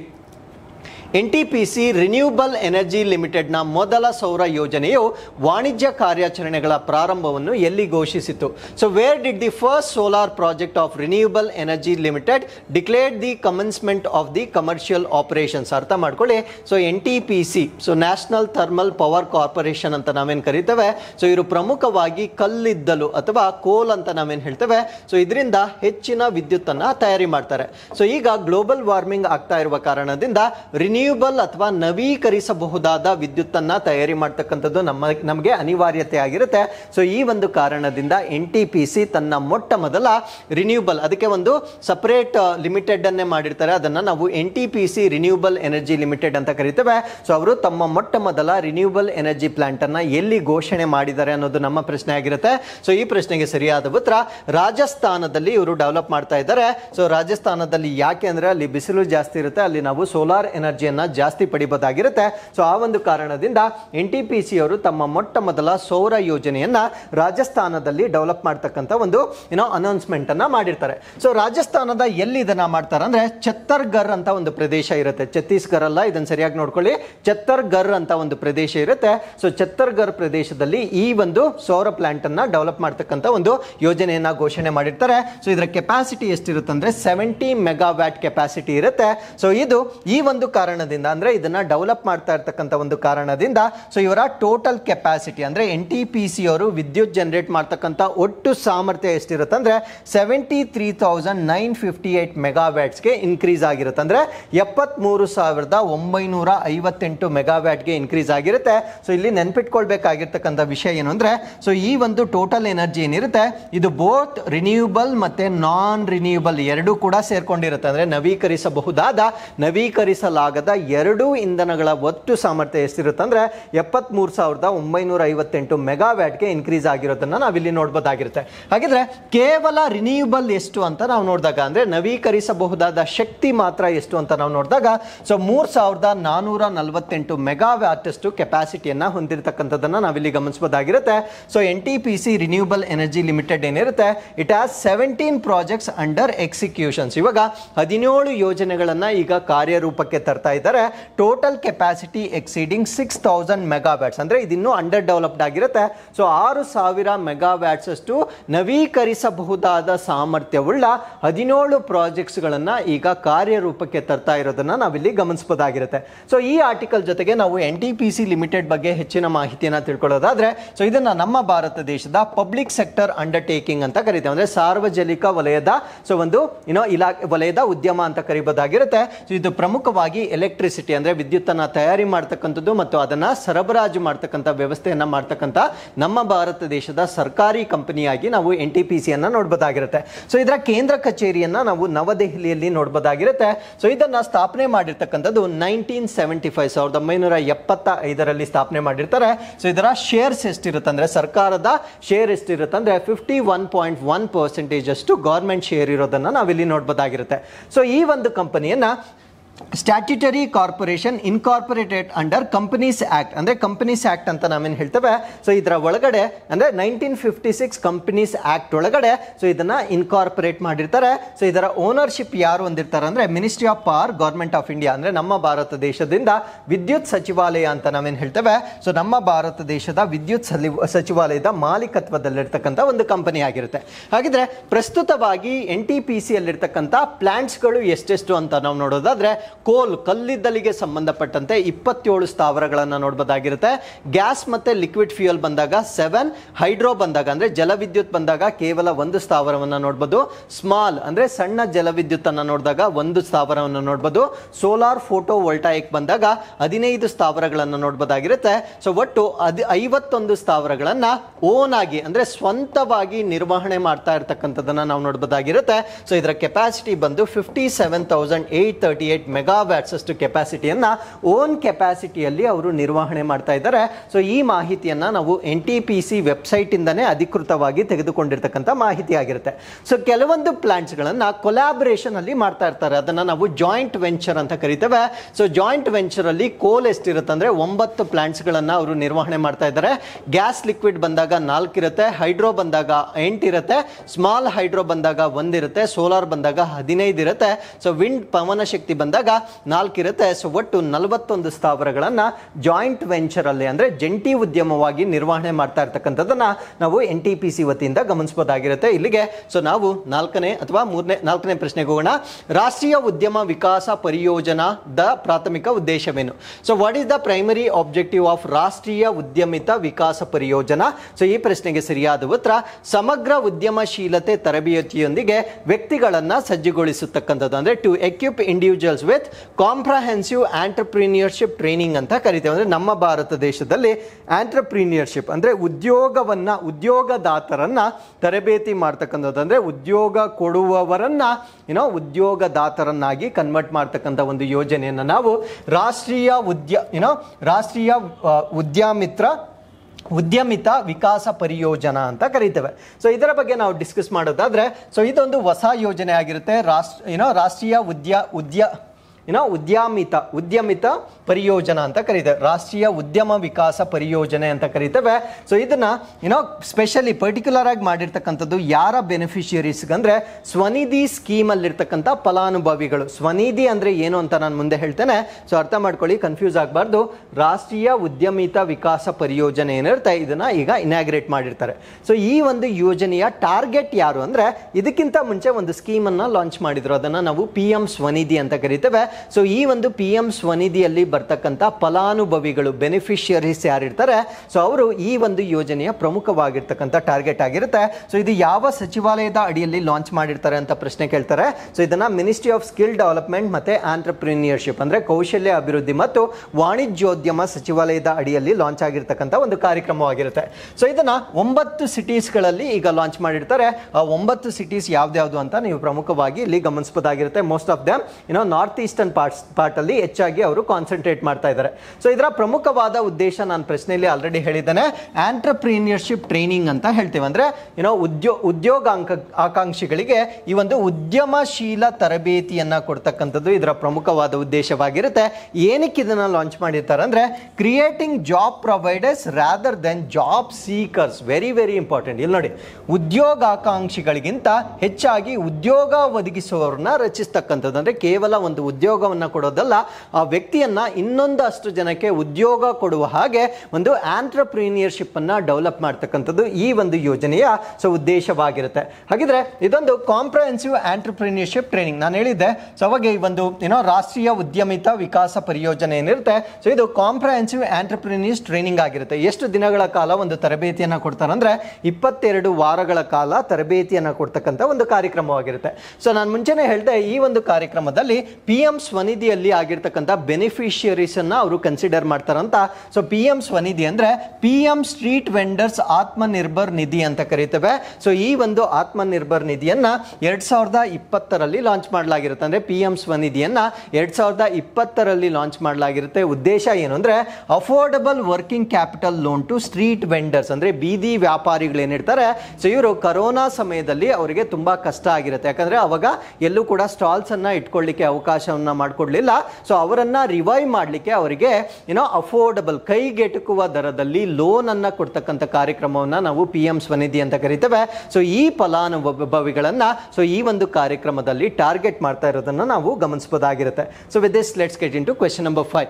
7 ದೇಶಗಳಿಂದ ಸುಮಾರು 120 ಓಟಗಾರರ ಭಾಗವಹಿಸುವಿಕೆಯನ್ನು ಆಹ್ವಾನಿಸುವ ವಿಶ್ವದ ಅತಿ ಎತ್ತರದ ಹೆಪ್ಪುಗಟ್ಟಿದ ಲೇಕ್ ಮ್ಯಾರಥಾನ್ ಎಲ್ಲಿ ನಡೆಯಿತು? So where did world's highest frozen lake marathon take place inviting participation about 120 runners? So ಅಂದ್ರೆ ಅತ್ಯಂತ ಎತ್ತರದ ಪ್ರದೇಶದಲ್ಲಿ, ಫ್ರೋಜನ್ ಅಂತ ಹೇಳ್ತೇವೆ, ಅಂದ್ರೆ ಹೆಪ್ಪುಗಟ್ಟಿದ ಪ್ರದೇಶದಲ್ಲಿ ಸೊ ಒಂದು ಕ್ರೀಡೆಯನ್ನ ಕಂಡಕ್ಟ್ ಮಾಡಿರ್ತಕ್ಕಂಥ ಪ್ರದೇಶ ಯಾವುದು ಅನ್ನೋದು ನಮ್ಮ ಪ್ರಶ್ನೆ ಆಗಿರುತ್ತೆ. ಸೊ ಈ ಪ್ರಶ್ನೆಗೆ ಸರಿಯಾದ ಉತ್ತರ ಪ್ಯಾಂಗಾಂಗ್ ಲೇಕ್ ಲಡಾಖ್. ಸೊ ಪ್ಯಾಂಗಾಂಗ್ ಸರೋವರ ಲಡಾಖ್ ನಲ್ಲಿ ಸೊ ಈ ಒಂದು ಇವೆಂಟ್ ಅನ್ನ ಕಂಡಕ್ಟ್ ಮಾಡಿರ್ತಾರೆ. ಇದು ಆಕ್ಚುಲಿ ಫಸ್ಟ್ ಇವೆಂಟ್ ಆಗಿರೋದಿಲ್ಲ. ಸೊ ಇದನ್ನ 2ನೇ ಬಾರಿ ಕಂಡಕ್ಟ್ ಮಾಡ್ತಾ ಇರ್ತಕ್ಕಂಥ ಇವೆಂಟ್ ಆಗಿರುತ್ತೆ. ಸೊ ಇದನ್ನ ನಾವು world's highest frozen lake marathon ಅಂತ ಕರಿತೇವೆ. ಅಂದ್ರೆ ವಿಶ್ವದಲ್ಲಿಯೇ ಅತ್ಯಂತ ಎತ್ತರವಾಗಿರ್ತಕ್ಕಂಥ ಫ್ರೋಸನ್, ಸಂಪೂರ್ಣವಾಗಿ ಹೆಪ್ಪುಗಟ್ಟಿರುತ್ತೆ. ಸೊ ಈ ಒಂದು ಪ್ರದೇಶದಲ್ಲಿ ಮ್ಯಾರಥಾನ್ ಅಂದ್ರೆ ಸರಿಸುಮಾರು 40+ ಕಿಲೋಮೀಟರ್ಸ್ ರನ್ ಮಾಡ್ತಕ್ಕಂಥದ್ದು. ಸೊ ಈ ಒಂದು ಈವೆಂಟ್ ಅನ್ನ ಅತ್ಯಂತ ಎತ್ತರ ಪ್ರದೇಶದಲ್ಲಿ ನಮ್ಮ ಭಾರತ ದೇಶದ ಲಡಾಖ್ನಲ್ಲಿ ಕಂಡಕ್ಟ್ ಮಾಡಿರ್ತಾರೆ. ಸೊ ಇದು ನಮ್ಮ ಭಾರತ ದೇಶದ ಮ್ಯಾಪ್, ಅಂದ್ರೆ ಹೆಡ್ ಆಫ್ ಇಂಡಿಯಾನ ನಾವಿಲ್ಲಿ ನೋಡಬಹುದಾಗಿರುತ್ತೆ. ಸೊ ಈ ಒಂದು ಭಾಗದಲ್ಲಿ ಗಮನಿಸಿದ್ರೆ ಇದನ್ನ ಈ ರೆಡ್ ಲೈನ್ ಅನ್ನ ನಾವು LAC ಅಂತ ಕರಿತೇವೆ. LAC ಅಂದ್ರೆ so line of actual control ಅಂತ ಕರಿತೇವೆ. ಸೊ LAC ಗೆ ಆ ಕಡೆ ಈ ಕಡೆಗೆ ಒಂದು ಲೇಕ್ ಇರುತ್ತೆ, ಸರೋವರ ಇರುತ್ತೆ. ಸೊ ಈ ಒಂದು ಸರೋವರವನ್ನ ನಾವು ಪ್ಯಾಂಗಾಂಗ್ ಸೋ ಅಥವಾ ಪ್ಯಾಂಗಾಂಗ್ ಲೇಕ್ ಅಂತ ಕರಿತೇವೆ. ಸೊ ಇದು ಈ ಭಾಗದಲ್ಲಿರ್ತಕ್ಕಂಥ ಅಕ್ಸೈ ಚಿನ್ ಇದೇನಿದೆ, ಸೊ ಇದು controlled by China, claimed by India. ಅಂದ್ರೆ ಇದು ನಮ್ಮ ಭಾರತ ದೇಶಕ್ಕೆ ಸಂಬಂಧಪಟ್ಟಿರ್ತಕ್ಕಂಥದ್ದು ಅನ್ನೋದನ್ನ ನಾವು ಕ್ಲೇಮ್ ಮಾಡ್ತಾ ಇದ್ದೇವೆ. ಬಟ್ ಇದನ್ನ ಕಂಟ್ರೋಲ್ ಮಾಡ್ತಾ ಇರ್ತಕ್ಕಂಥದ್ದು ಪ್ರಸ್ತುತವಾಗಿ ಚೈನಾದವರಾಗಿರ್ತಾರೆ. ಸೊ ಇಲ್ಲಿ ನೋಡಬಹುದಾಗಿರುತ್ತೆ. ಸೊ ಈ ಒಂದು ಪ್ಯಾಂಗಾಂಗ್ ಲೇಕ್ ಅಂತಕ್ಕಂಥದ್ದು ಪಾರ್ಷಿಯಲಿ ಚೈನಾದವರು ಅಡ್ಮಿನಿಸ್ಟರ್ ಮಾಡ್ತಾ ಇರ್ತಕ್ಕಂಥ ಭಾಗದಲ್ಲಿದೆ. ಸೊ ಪಾರ್ಷಿಯಲಿ ಲಡಾಖ್ ನಲ್ಲಿದೆ. ಸೊ ನಮ್ಮ ಭಾರತ ದೇಶದ ಲಡಾಖ್ ನಲ್ಲಿರ್ತಕ್ಕಂಥ ಪ್ಯಾಂಗಾಂಗ್ ಸೋ ಲೇಕ್ ಏನಿರುತ್ತೆ, ಸೊ ಆ ಒಂದು ಲೇಕ್ ನಲ್ಲಿ ಈಗ ಪ್ರಪಂಚದಲ್ಲಿಯೇ ಅತ್ಯಂತ ಎತ್ತರದ ಪ್ರದೇಶದಲ್ಲಿ ಸೊ ಒಂದು ಮ್ಯಾರಥಾನ್ ಅನ್ನ ಕಂಡಕ್ಟ್ ಮಾಡಿರ್ತಾರೆ. ಸೊ ಈ ಒಂದು ಆರ್ಟಿಕಲ್ ಅಲ್ಲಿ ನಾವು ಪ್ಯಾಂಗಾಂಗ್ ಸೋ ಲೇಕ್ ಬಗ್ಗೆ ಕೂಡ ಹೆಚ್ಚಿನ ಮಾಹಿತಿನ ತಿಳ್ಕೊಳ್ತಾ ಬರೋಣ. ಸೊ ಮೊದಲನೇದಾಗಿ ಅದರ ಶೇಪ್ ಅನ್ನ ನೀವು ಇಲ್ಲಿ ನೋಡಬಹುದಾಗಿರುತ್ತೆ. ಸೊ ಪ್ಯಾಂಗಾಂಗ್ ಸೋ ಲೇಕ್ ಏನಿದೆ, ಸೊ ಇದು ಬೂಮರಾಂಗ್ ಶೇಪ್ ನಲ್ಲಿ ಇರ್ತಕ್ಕಂಥ ಒಂದು ಲೇಕ್ ಆಗಿರುತ್ತೆ. ಇದು ಫಸ್ಟ್ ಪಾಯಿಂಟ್ ನೆನ್ಪಿಟ್ಕೊಳ್ಳಿ. ಪ್ಯಾಂಗಾಂಗ್ ಸೋ ಅಂತಕ್ಕಂಥದ್ದು ಬೂಮರಾಂಗ್ ಶೇಪ್ ನಲ್ಲಿ ಇರ್ತಕ್ಕಂಥ ಒಂದು ಲೇಕ್ ಆಗಿರುತ್ತೆ. ಸೊ ಈ ಒಂದು ಲೇಕ್ ಅನ್ನ ಸ್ವಲ್ಪ ಎಕ್ಸ್ಪ್ಯಾಂಡ್ ಮಾಡಿದಾಗ ಸೊ ಇಲ್ಲಿ ಸ್ವಲ್ಪ ಕಾಂಟ್ರವರ್ಸೀಸ್ ಇರುತ್ತೆ. ಅಂದ್ರೆ ಭಾರತ ಮತ್ತು ಚೈನಾಗೆ ಸಂಬಂಧಪಟ್ಟಂತೆ ಕೆಲವೊಂದು ಕಾಂಟ್ರವರ್ಸೀಸ್ ಇರುತ್ತೆ. ಆ ಕಾಂಟ್ರವರ್ಸೀಸ್ ಅನ್ನ ನಾವು ನೋಡೋದಾದ್ರೆ, ಫಾರ್ ಎಕ್ಸಾಂಪಲ್ ಇಲ್ಲಿ ನಾನು ಮಾರ್ಕ್ ಮಾಡಿರೋ ಬ್ಲೂ ಕಲರ್ ಪ್ಯಾಚ್ ಏನಿದೆ, ಸೊ ಇದು ಪ್ಯಾಂಗಾಂಗ್ ಲೇಕ್ ಆಗಿರುತ್ತೆ. ಸೊ ಈ ಒಂದು ಪ್ಯಾಂಗಾಂಗ್ ಲೇಕ್ನ ಮೇಲಿಂದ ಒಂದು ಮೌಂಟೇನ್ ರೇಂಜ್ ಇರುತ್ತೆ, ಅಂದರೆ ಸಣ್ಣದಾಗಿರ್ತಕ್ಕಂಥ ಒಂದು ಬೆಟ್ಟ ಶ್ರೇಣಿಯನ್ನು ನೋಡ್ಬೋದಾಗಿರುತ್ತೆ. ಸೊ ಈ ಒಂದು ಬೆಟ್ಟವನ್ನು ನಾವು ಟಾಪ್ ಆ್ಯಂಗಲ್ ಇಂದ ನೋಡಿದಾಗ ಅದು ಫಿಂಗರ್ಸ್ ಥರ ಕಾಣಿಸುತ್ತೆ, ಅಂದರೆ ನಮ್ಮ ಬೆರಳುಗಳ ರೀತಿಯಲ್ಲಿ ಕಾಣಿಸುತ್ತೆ. ಸೊ ಒಟ್ಟು 8 ಬೆರಳುಗಳು ಕಾಣಿಸ್ಕೊಳ್ಳುತ್ತೆ. ಆ ಒಂದು ಕಾರಣದಿಂದ ಇದನ್ನು 8 ಫಿಂಗರ್ಸ್ ಅಂತ ಕರೀತಾರೆ. ಇಲ್ಲಿ ನೋಡಿ, ಇದು ಫಿಂಗರ್ ನಂಬರ್ 1 ಇಂದ ಹಿಡಿದು ಫಿಂಗರ್ ನಂಬರ್ 8 ವರೆಗೂ ನಾವಿಲ್ಲಿ ನೋಡ್ಬೋದಾಗಿರುತ್ತೆ. ಸೊ ಇದು ಫಿಂಗರ್ ಆಫ್ 8 ಫಿಂಗರ್ಸ್ ಎಲ್ಲಿರುತ್ತೆ ಅಂತ ಕೇಳಿದಾಗ ನಿಮ್ಗೆ ಗೊತ್ತಿರಬೇಕು, ಪ್ಯಾಂಗಾಂಗ್ ಸೋ ಲೇಕ್ನ ಮೇಲಿರ್ತಕ್ಕಂಥ ಪ್ರದೇಶವನ್ನ ನಾವು 8 ಫಿಂಗರ್ಸ್ ಅಂತ ಕರಿತೇವೆ. ಈ 8 ಫಿಂಗರ್ಸ್ಗೆ ಇನ್ನೊಂದು ಲಾಜಿಕ್ ಕೂಡ ಇದೆ. ಸೊ ಇವಾಗ ಲೈನ್ ಆಫ್ ಆಕ್ಚುಯಲ್ ಕಂಟ್ರೋಲ್ ಅಂತ ನಾನು ಹೇಳಿದೆ. ಲೈನ್ ಆಫ್ ಆಕ್ಚುಯಲ್ ಕಂಟ್ರೋಲ್, ಇವಾಗ ಅಲ್ಲೂ ಕೂಡ ಒಂದು ಡಿಸ್ಪ್ಯೂಟ್ ಇದೆ. ಡಿಸ್ಪ್ಯೂಟ್ ಏನು ಅಂದ್ರೆ, ಸೊ ಈ ಕಡೆಗೆ ನಮ್ಮ ಭಾರತ ಇರುತ್ತೆ, ಆ ಕಡೆಗೆ ಟಿಬೇಟ್ ಇರುತ್ತೆ, ಅದು ನಿಮಗೆ ಗೊತ್ತಿರುತ್ತೆ. ಸೊ ಇವರು ಚೈನಾದವ್ರು ಏನ್ ಮಾಡ್ತಾ ಇದ್ದಾರೆ ಅಂದ್ರೆ, ಈ ಯೆಲ್ಲೋ ಲೈನ್ ನೀವೇನು ಇಲ್ಲಿ ನೋಡ್ತಾ ಇದ್ದೀರಾ, ಸೊ ಇದು ಲೈನ್ ಆಫ್ ಆಕ್ಚುಯಲ್ ಕಂಟ್ರೋಲ್ ಅಂತ ಅವ್ರು ಕ್ಲೇಮ್ ಮಾಡ್ತಾ ಇದ್ದಾರೆ. ಸೊ ನಮ್ಮ ಭಾರತ ದೇಶದವರು ಈ ರೆಡ್ ಲೈನ್ ಏನ್ ಕಾಣ್ತಾ ಇದೆ, ಇದನ್ನ ನಾವು ಆಕ್ಚುಯಲ್ LAC ಅಥವಾ ಲೈನ್ ಆಫ್ ಆಕ್ಚುಯಲ್ ಕಂಟ್ರೋಲ್ ಅಂತ ಕರಿತೇವೆ. ಅಂದ್ರೆ ನಮ್ಮ ಪ್ರಕಾರ ಸೊ ನಮ್ಮ ಭಾರತ ದೇಶ ಇಲ್ಲಿವರೆಗೂ ಇದೆ ಪ್ರಸ್ತುತವಾಗಿ, ಅಂದ್ರೆ ಈ ಕಡೆ ಇರೋದು ನಮ್ದೇ, ಬಟ್ ಪ್ರಸ್ತುತವಾಗಿ ಅದು ಡಿಸ್ಪ್ಯೂಟೆಡ್ ಏರಿಯಾ ಇದೆ. ಸೊ ನಮ್ಮ ಭಾರತ ದೇಶ ಇಲ್ಲಿವರೆಗೂ LAC ಇದೆ ಅಂತ ನಾವು ಕ್ಲೇಮ್ ಮಾಡ್ತಾ ಇದ್ದೇವೆ. ಚೈನಾದವರು ಇಲ್ಲಿವರೆಗೂ LAC ಇದೆ ಅಂತ ಕ್ಲೇಮ್ ಮಾಡ್ತಾ ಇದ್ದಾರೆ. ಅದರ ಅರ್ಥ ಏನು ಅಂದ್ರೆ, ಚೈನಾದವರು LAC ಅನ್ನ ದಾಟಿ ಇನ್ನೂ ಹೆಚ್ಚಿನ ಭಾರತದ ಪ್ರದೇಶಗಳನ್ನ ಅವರು ಆಕ್ರಮಿಸಿಕೊಳ್ತಾ ಇದ್ದಾರೆ.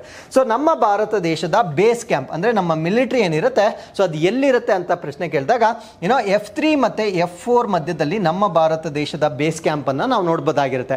ಆಕ್ಚುಲಿ ಈ ಒಂದು ಚೈನಾ ಬಂದು ಫಿಂಗರ್ 8 ಗಿಂತ ಆಚೆ ಇರಬೇಕಾಗಿತ್ತು, ಯಾಕಂದ್ರೆ LAC ಬರ್ತಕ್ಕಂಥದ್ದು ಈ ಕಡೆ. ಸೊ ಫಿಂಗರ್ 8 ಗಿಂತ ಆಚೆ ಇರಬೇಕಾಗಿತ್ತು. ಸೊ ಅವ್ರೇನ್ ಮಾಡಿದ್ದಾರೆ ಅಂದ್ರೆ, ಫಿಂಗರ್ 4 ವರೆಗೂ ಅವರು ಈಗ ಆಕ್ಯುಪೈ ಮಾಡ್ಕೊಳ್ತಾ ಇದ್ದಾರೆ. ಸೊ ನಮ್ಮ ಭಾರತ ದೇಶವನ್ನ ಆ ಕಡೆಗೆ ಬರಬಾರ್ದು ಅಂದ್ಬಿಟ್ಟು ಫಿಂಗರ್ 4 ಹತ್ರ ಸೊ ಇಲ್ಲಿ ಬಂಕರ್ಗಳನ್ನ ನಿರ್ಮಾಣ ಮಾಡ್ತಾ ಇದ್ದಾರೆ, ಅಂದ್ರೆ ಬ್ಲಾಕ್ ಮಾಡ್ತಾ ಇದ್ದಾರೆ. ಸೊ ಈ ಒಂದು ಪ್ರಯತ್ನಗಳನ್ನ ಚೈನಾದವರು ಇತ್ತೀಚೆಗೆ ಮಾಡ್ತಾ ಇರೋದನ್ನ ನಾವು ನೋಡಬಹುದಾಗಿರುತ್ತೆ.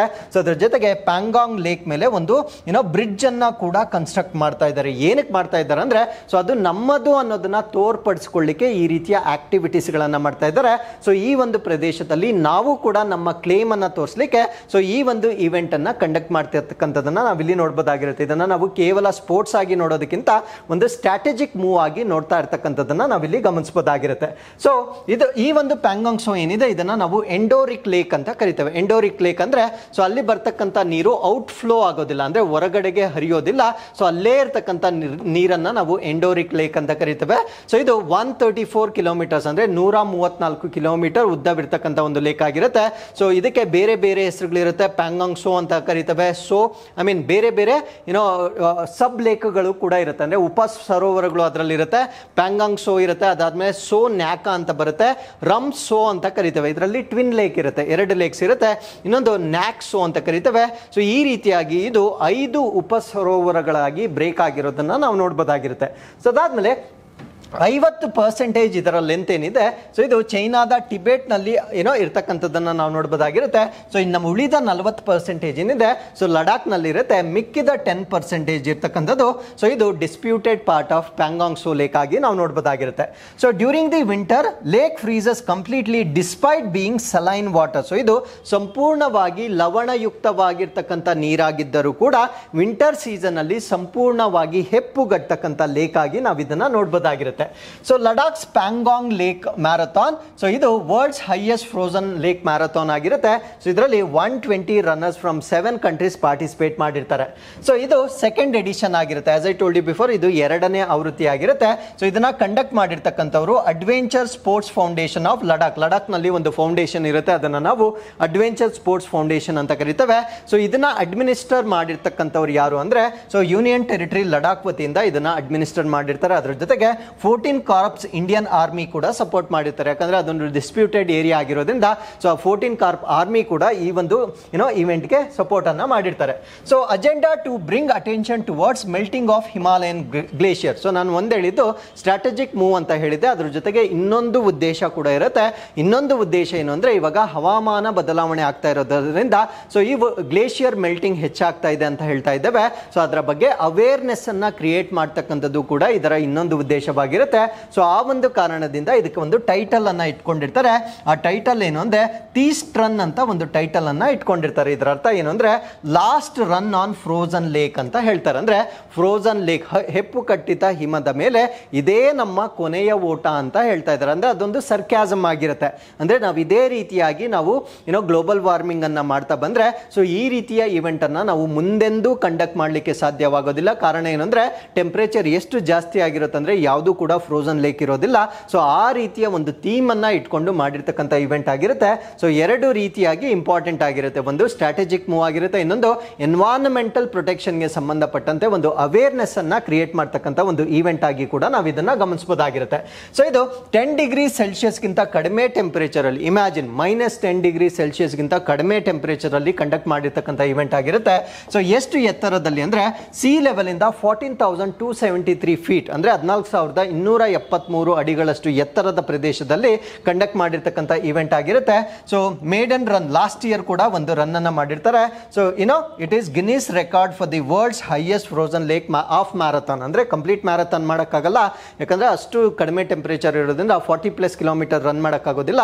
ಅದರಲ್ಲಿ 50% ಮ್ಯಾರಥಾನ್ ಅನ್ನು ಕಂಡಕ್ಟ್ ಮಾಡಿ ಸೊ ವಿಶ್ವ ದಾಖಲೆಯನ್ನ ನಿರ್ಮಾಣ ಮಾಡಿರೋದನ್ನ ನಾವಿಲ್ಲಿ ಗಮನಿಸಬಹುದಾಗಿರುತ್ತೆ. So with this let's get into question number 6. International union for conservation of nature ನಿಂದ ಭಾರತೀಯ ಗಾರಿಯಲ್ ಯಾವ ಸಂರಕ್ಷಣಾ ಸ್ಥಿತಿಯನ್ನು ಹೊಂದಿದೆ? So which conservation status has the Indian gharial been assigned by IUCN? IUCN ಪ್ರಕಾರ ಮೊಸಳೆಗಳು, ಗರಿಯಲ್ಸ್ ಅಂತ ನಾವೇನು ಹೇಳ್ತೇವೆ, ಸೊ ಇದು ಯಾವ ಒಂದು ಸ್ಥಾನಮಾನವನ್ನ ಹೊಂದಿದೆ ಅನ್ನೋದು ನಮ್ಮ ಪ್ರಶ್ನೆ ಆಗಿರುತ್ತೆ. ಸೊ ಈ ಪ್ರಶ್ನೆಗೆ ಸರಿಯಾದ ಉತ್ತರ ಕ್ರಿಟಿಕಲಿ ಎಂಡೇಂಜರ್ಡ್ ಅಥವಾ ತೀವ್ರವಾಗಿ ಅಳಿವಿನಂಚಿನಲ್ಲಿರ್ತಕ್ಕಂಥ ಒಂದು ಮೊಸಳೆ ಆಗಿರುತ್ತೆ. ಸೊ ಈ ಒಂದು ಗರಿಯಲ್ಗಳು ಸತತವಾಗಿ ಕಾಜಿರಂಗದಲ್ಲಿ ಈಗ ಸ್ಪಾಟ್ ಆಗ್ತಾ ಇದೆ. ಕಾಜಿರಂಗ ನಮಗೆ ಗೊತ್ತು, ಸೊ ಅಸ್ಸಾಂನಲ್ಲಿರ್ತಕ್ಕಂಥ ಒಂದು ಪ್ರದೇಶವಾಗಿರುತ್ತೆ. ಈ ಒಂದು ಪ್ರದೇಶದಲ್ಲಿ ಗರಿಯಲ್ಗಳು ಪತ್ತೆ ಆಗಿರೋದನ್ನ ನಾವಿಲ್ಲಿ ಗಮನಿಸಬಹುದಾಗಿರುತ್ತೆ. ಈ ಒಂದು ಕಾರಣದಿಂದ ಸೊ ಇದು ಸುದ್ದಿಯಲ್ಲಿರ್ತಕ್ಕಂಥ ಒಂದು ವಿಷಯವಾಗಿರುತ್ತೆ. ಸೊ ಇಂಡಿಯನ್ ಗಾರಿಯಲ್ ಅಥವಾ ಇದನ್ನು ನಾವು ಸೈಂಟಿಫಿಕಲಿ ಗೇವಿಯಾಲಿಸ್ ಗ್ಯಾಗ್ನೆಟಿಕಸ್ ಅಂತ ಕರಿತೇವೆ. ಸೊ ಇದು ವರ್ಜ್ ಆಫ್ ಎಕ್ಸ್ಟಿಂಕ್ಷನ್. ನಾನು ಹೇಳಿದೆ ಕ್ರಿಟಿಕಲಿ ಎಂಡೇಂಜರ್ಡ್ ಅಂದ್ರೆ ಅದು ಅವಿನಾಶದ ಅಂಚಿನಲ್ಲಿದೆ ಅಥವಾ ಅವಿನಾಶವನ್ನ ಹೊಂದುತ್ತಾ ಇರ್ತಕ್ಕಂಥ ಒಂದು ಪ್ರಾಣಿಯಾಗಿರುತ್ತೆ. ಸೊ ಇದು ಗ್ರೇಟರ್ ಕಾಂಜಿರಂಗ ಲ್ಯಾಂಡ್ಸ್ಪಾರ್ಕ್ ನಲ್ಲಿ 3rd ಕಾನ್ಸಿಕ್ಯೂಟಿವ್ ಇಯರ್ ಅಂದ್ರೆ ಸತತವಾಗಿ 3ನೇ ವರ್ಷ ಕಾಣಿಸಿಕೊಂಡಿರೋದನ್ನ ನಾವಿಲ್ಲಿ ನೋಡಬಹುದಾಗಿರುತ್ತೆ. So Kaziranga has recorded abundance of 42 species of fresh water fisher. So ಇಲ್ಲಿ ಈ ಒಂದು ಗರಿಯಲ್ ಕಾಣಿಸ್ಕೊಳ್ಳಿಕ್ಕೆ ಕಾರಣ ಏನಂದ್ರೆ ಸೊ ಕಾಜಿರಂಗದಲ್ಲಿ 42 ವಿವಿಧ ಪ್ರಭೇದಗಳ ಫಿಶ್ ಅನ್ನ ನಾವು ನೋಡಬಹುದಾಗಿರುತ್ತೆ. ಸೊ ಈ ಒಂದು ಕಾರಣದಿಂದ, ಯಾಕಂದ್ರೆ ಆ ಒಂದು ಕ್ರೊಕೊಡೈಲ್ಗೆ ಫಿಶ್ ಇರೋದ್ರಿಂದ ಅದಕ್ಕೆ ಆಹಾರ ಸಿಗುತ್ತೆ. ಅದಕ್ಕೆ ಸೊ ಈ ಒಂದು ಕಾಜಿರಂಗದಲ್ಲಿ ಗಾರಿಯಲ್ಗಳ ಸಂಖ್ಯೆ ಸತತವಾಗಿ 3 ವರ್ಷಗಳಿಂದ ಕಾಣ್ತಾ ಇರೋದನ್ನ ನಾವು ಗಮನಿಸಬಹುದಾಗಿರುತ್ತೆ. ಸೊ ಈ ಒಂದು ಗಾರಿಯಲ್ಗಳು IUCN ಪ್ರಕಾರ ಕ್ರಿಟಿಕಲಿ ಎಂಡೇಂಜರ್ಡ್ ಅಥವಾ ತೀವ್ರವಾಗಿ ಅಳಿವಿನಂಚಿನಲ್ಲಿರ್ತವೆ. So wildlife protection act, ನಮ್ಮ ಭಾರತ ದೇಶದ ವನ್ಯಜೀವಿ ಸಂರಕ್ಷಣಾ ಕಾಯ್ದೆ 1972 ಪ್ರಕಾರ ಸ್ಕೆಡ್ಯೂಲ್ 1 ಅಥವಾ ಅನುಸೂಚಿ 1ರಲ್ಲಿರೋದನ್ನ ನಾವು ನೋಡಬಹುದು. ನೋಡ್ಬೋದಾಗಿರುತ್ತೆ. ಸೊ ಲಾರ್ಜೆಸ್ಟ್ ಗರಿಯಲ್ ಪಾಪ್ಯುಲೇಷನ್ ಅನ್ನ ನಾವು ಎಲ್ಲಿ ಗಮನಿಸಬಹುದು ಅಂದ್ರೆ ನಮ್ಮ ಭಾರತ ದೇಶದಲ್ಲಿ ಈ ಒಂದು ಮೊಸಳೆಗಳ ಅತ್ಯಂತ ಹೆಚ್ಚಿನ ಸಂಖ್ಯೆಯನ್ನ ನಾವು ಎಲ್ಲಿ ಗಮನಿಸಬಹುದು ಅಂತ ಪ್ರಶ್ನೆ ಕೇಳಿದಾಗ ನ್ಯಾಷನಲ್ ಚಂಬಲ್ ಸ್ಯಾಂಕ್ಚುರಿ ಅಂತ ನಿಮಗೆ ಗೊತ್ತಿರಬೇಕಾಗಿರುತ್ತೆ, ಅಂದ್ರೆ ರಾಷ್ಟ್ರೀಯ ಚಂಬಲ್ ಅಭಯಾರಣ್ಯ ಅಂತ ನಿಮಗೆ ಗೊತ್ತಿರಬೇಕಾಗಿರುತ್ತೆ. So 77% of the global population ಅಂದ್ರೆ ಜಾಗತಿಕವಾಗಿ ಒಟ್ಟು ಎಷ್ಟು ಗರಿಯಲ್ಸ್ ಇರುತ್ತೆ, ಸೊ ಅದರಲ್ಲಿ 77% ಅನ್ನ ನಾವು ರಾಷ್ಟ್ರೀಯ ಚಂಬಲ್ ಅಭಯಾರಣ್ಯದಲ್ಲಿ ನಾವು ಸ್ಪಾಟ್ ಮಾಡಬಹುದಾಗಿರುತ್ತೆ. ಸೊ ಈ ಒಂದು ನ್ಯಾಷನಲ್ ಚಂಬಲ್ ಸ್ಯಾಂಕ್ಚುರಿ ಅಂತಕ್ಕಂಥದ್ದು ಟ್ರಯಾಂಗಲ್ ಅಂತ ಹೇಳ್ತೇವೆ, ಅಂದ್ರೆ 3 ರಾಜ್ಯಗಳ ಪ್ರದೇಶದಲ್ಲಿ ಬರ್ತಕ್ಕಂಥ ಒಂದು ಸ್ಯಾಂಕ್ಚುರಿ ಆಗಿರುತ್ತೆ. ಆ 3 ರಾಜ್ಯಗಳು ಯಾವುದು ಅಂತ ಕೇಳ್ತಾರೆ, ಅಂದ್ರೆ ಈ ಪ್ರದೇಶದಲ್ಲಿ ಬರುತ್ತೆ 3 ರಾಜ್ಯಗಳು ಕನೆಕ್ಟ್ ಆಗ್ತಕ್ಕಂಥ ಒಂದು ಬಾರ್ಡರ್ ಅಲ್ಲಿ ಬರುತ್ತೆ. ಆ 3 ರಾಜ್ಯಗಳು ಯಾವ್ದು ಅಂದ್ರೆ ರಾಜಸ್ಥಾನ್, ಮಧ್ಯಪ್ರದೇಶ ಮತ್ತು ಉತ್ತರ ಪ್ರದೇಶ. ಈ 3 ರಾಜ್ಯಗಳ ಕಾಮನ್ ಬೌಂಡ್ರಿಯಲ್ಲಿ ಬರ್ತಕ್ಕಂಥ ಒಂದು ಸ್ಯಾಂಕ್ಚುರಿ ಇದಾಗಿರುತ್ತೆ. ಸೊ ಅದಾದ್ಮೇಲೆ ಇಲ್ಲಿ 70% ಕಂಡು ಬಂದ್ರೆ ಮಿಕ್ಕಿದ ಗರಿಯಲ್ಸ್ಗಳು ಎಲ್ಲಿದ್ದಾವೆ ಅಂತ ಕೇಳಿದಾಗ Katarniaghat wildlife sanctuary in Uttar Pradesh, ಅಲ್ಲೂ ಕೂಡ ನಾವು ಗರಿಯಲ್ಸ್ ಅನ್ನ ನೋಡಬಹುದಾಗಿರುತ್ತೆ. Gandak river on the Indo Nepal border, so ಭಾರತ ಮತ್ತು ನೇಪಾಳ ಗಡಿಯಲ್ಲಿ ಸೊ ಗಂಡಕ್ ರಿವರ್ ಏನಿರುತ್ತೆ ಅಲ್ಲೂ ಕೂಡ ನಾವು ನೋಡಬಹುದಾಗಿರುತ್ತೆ.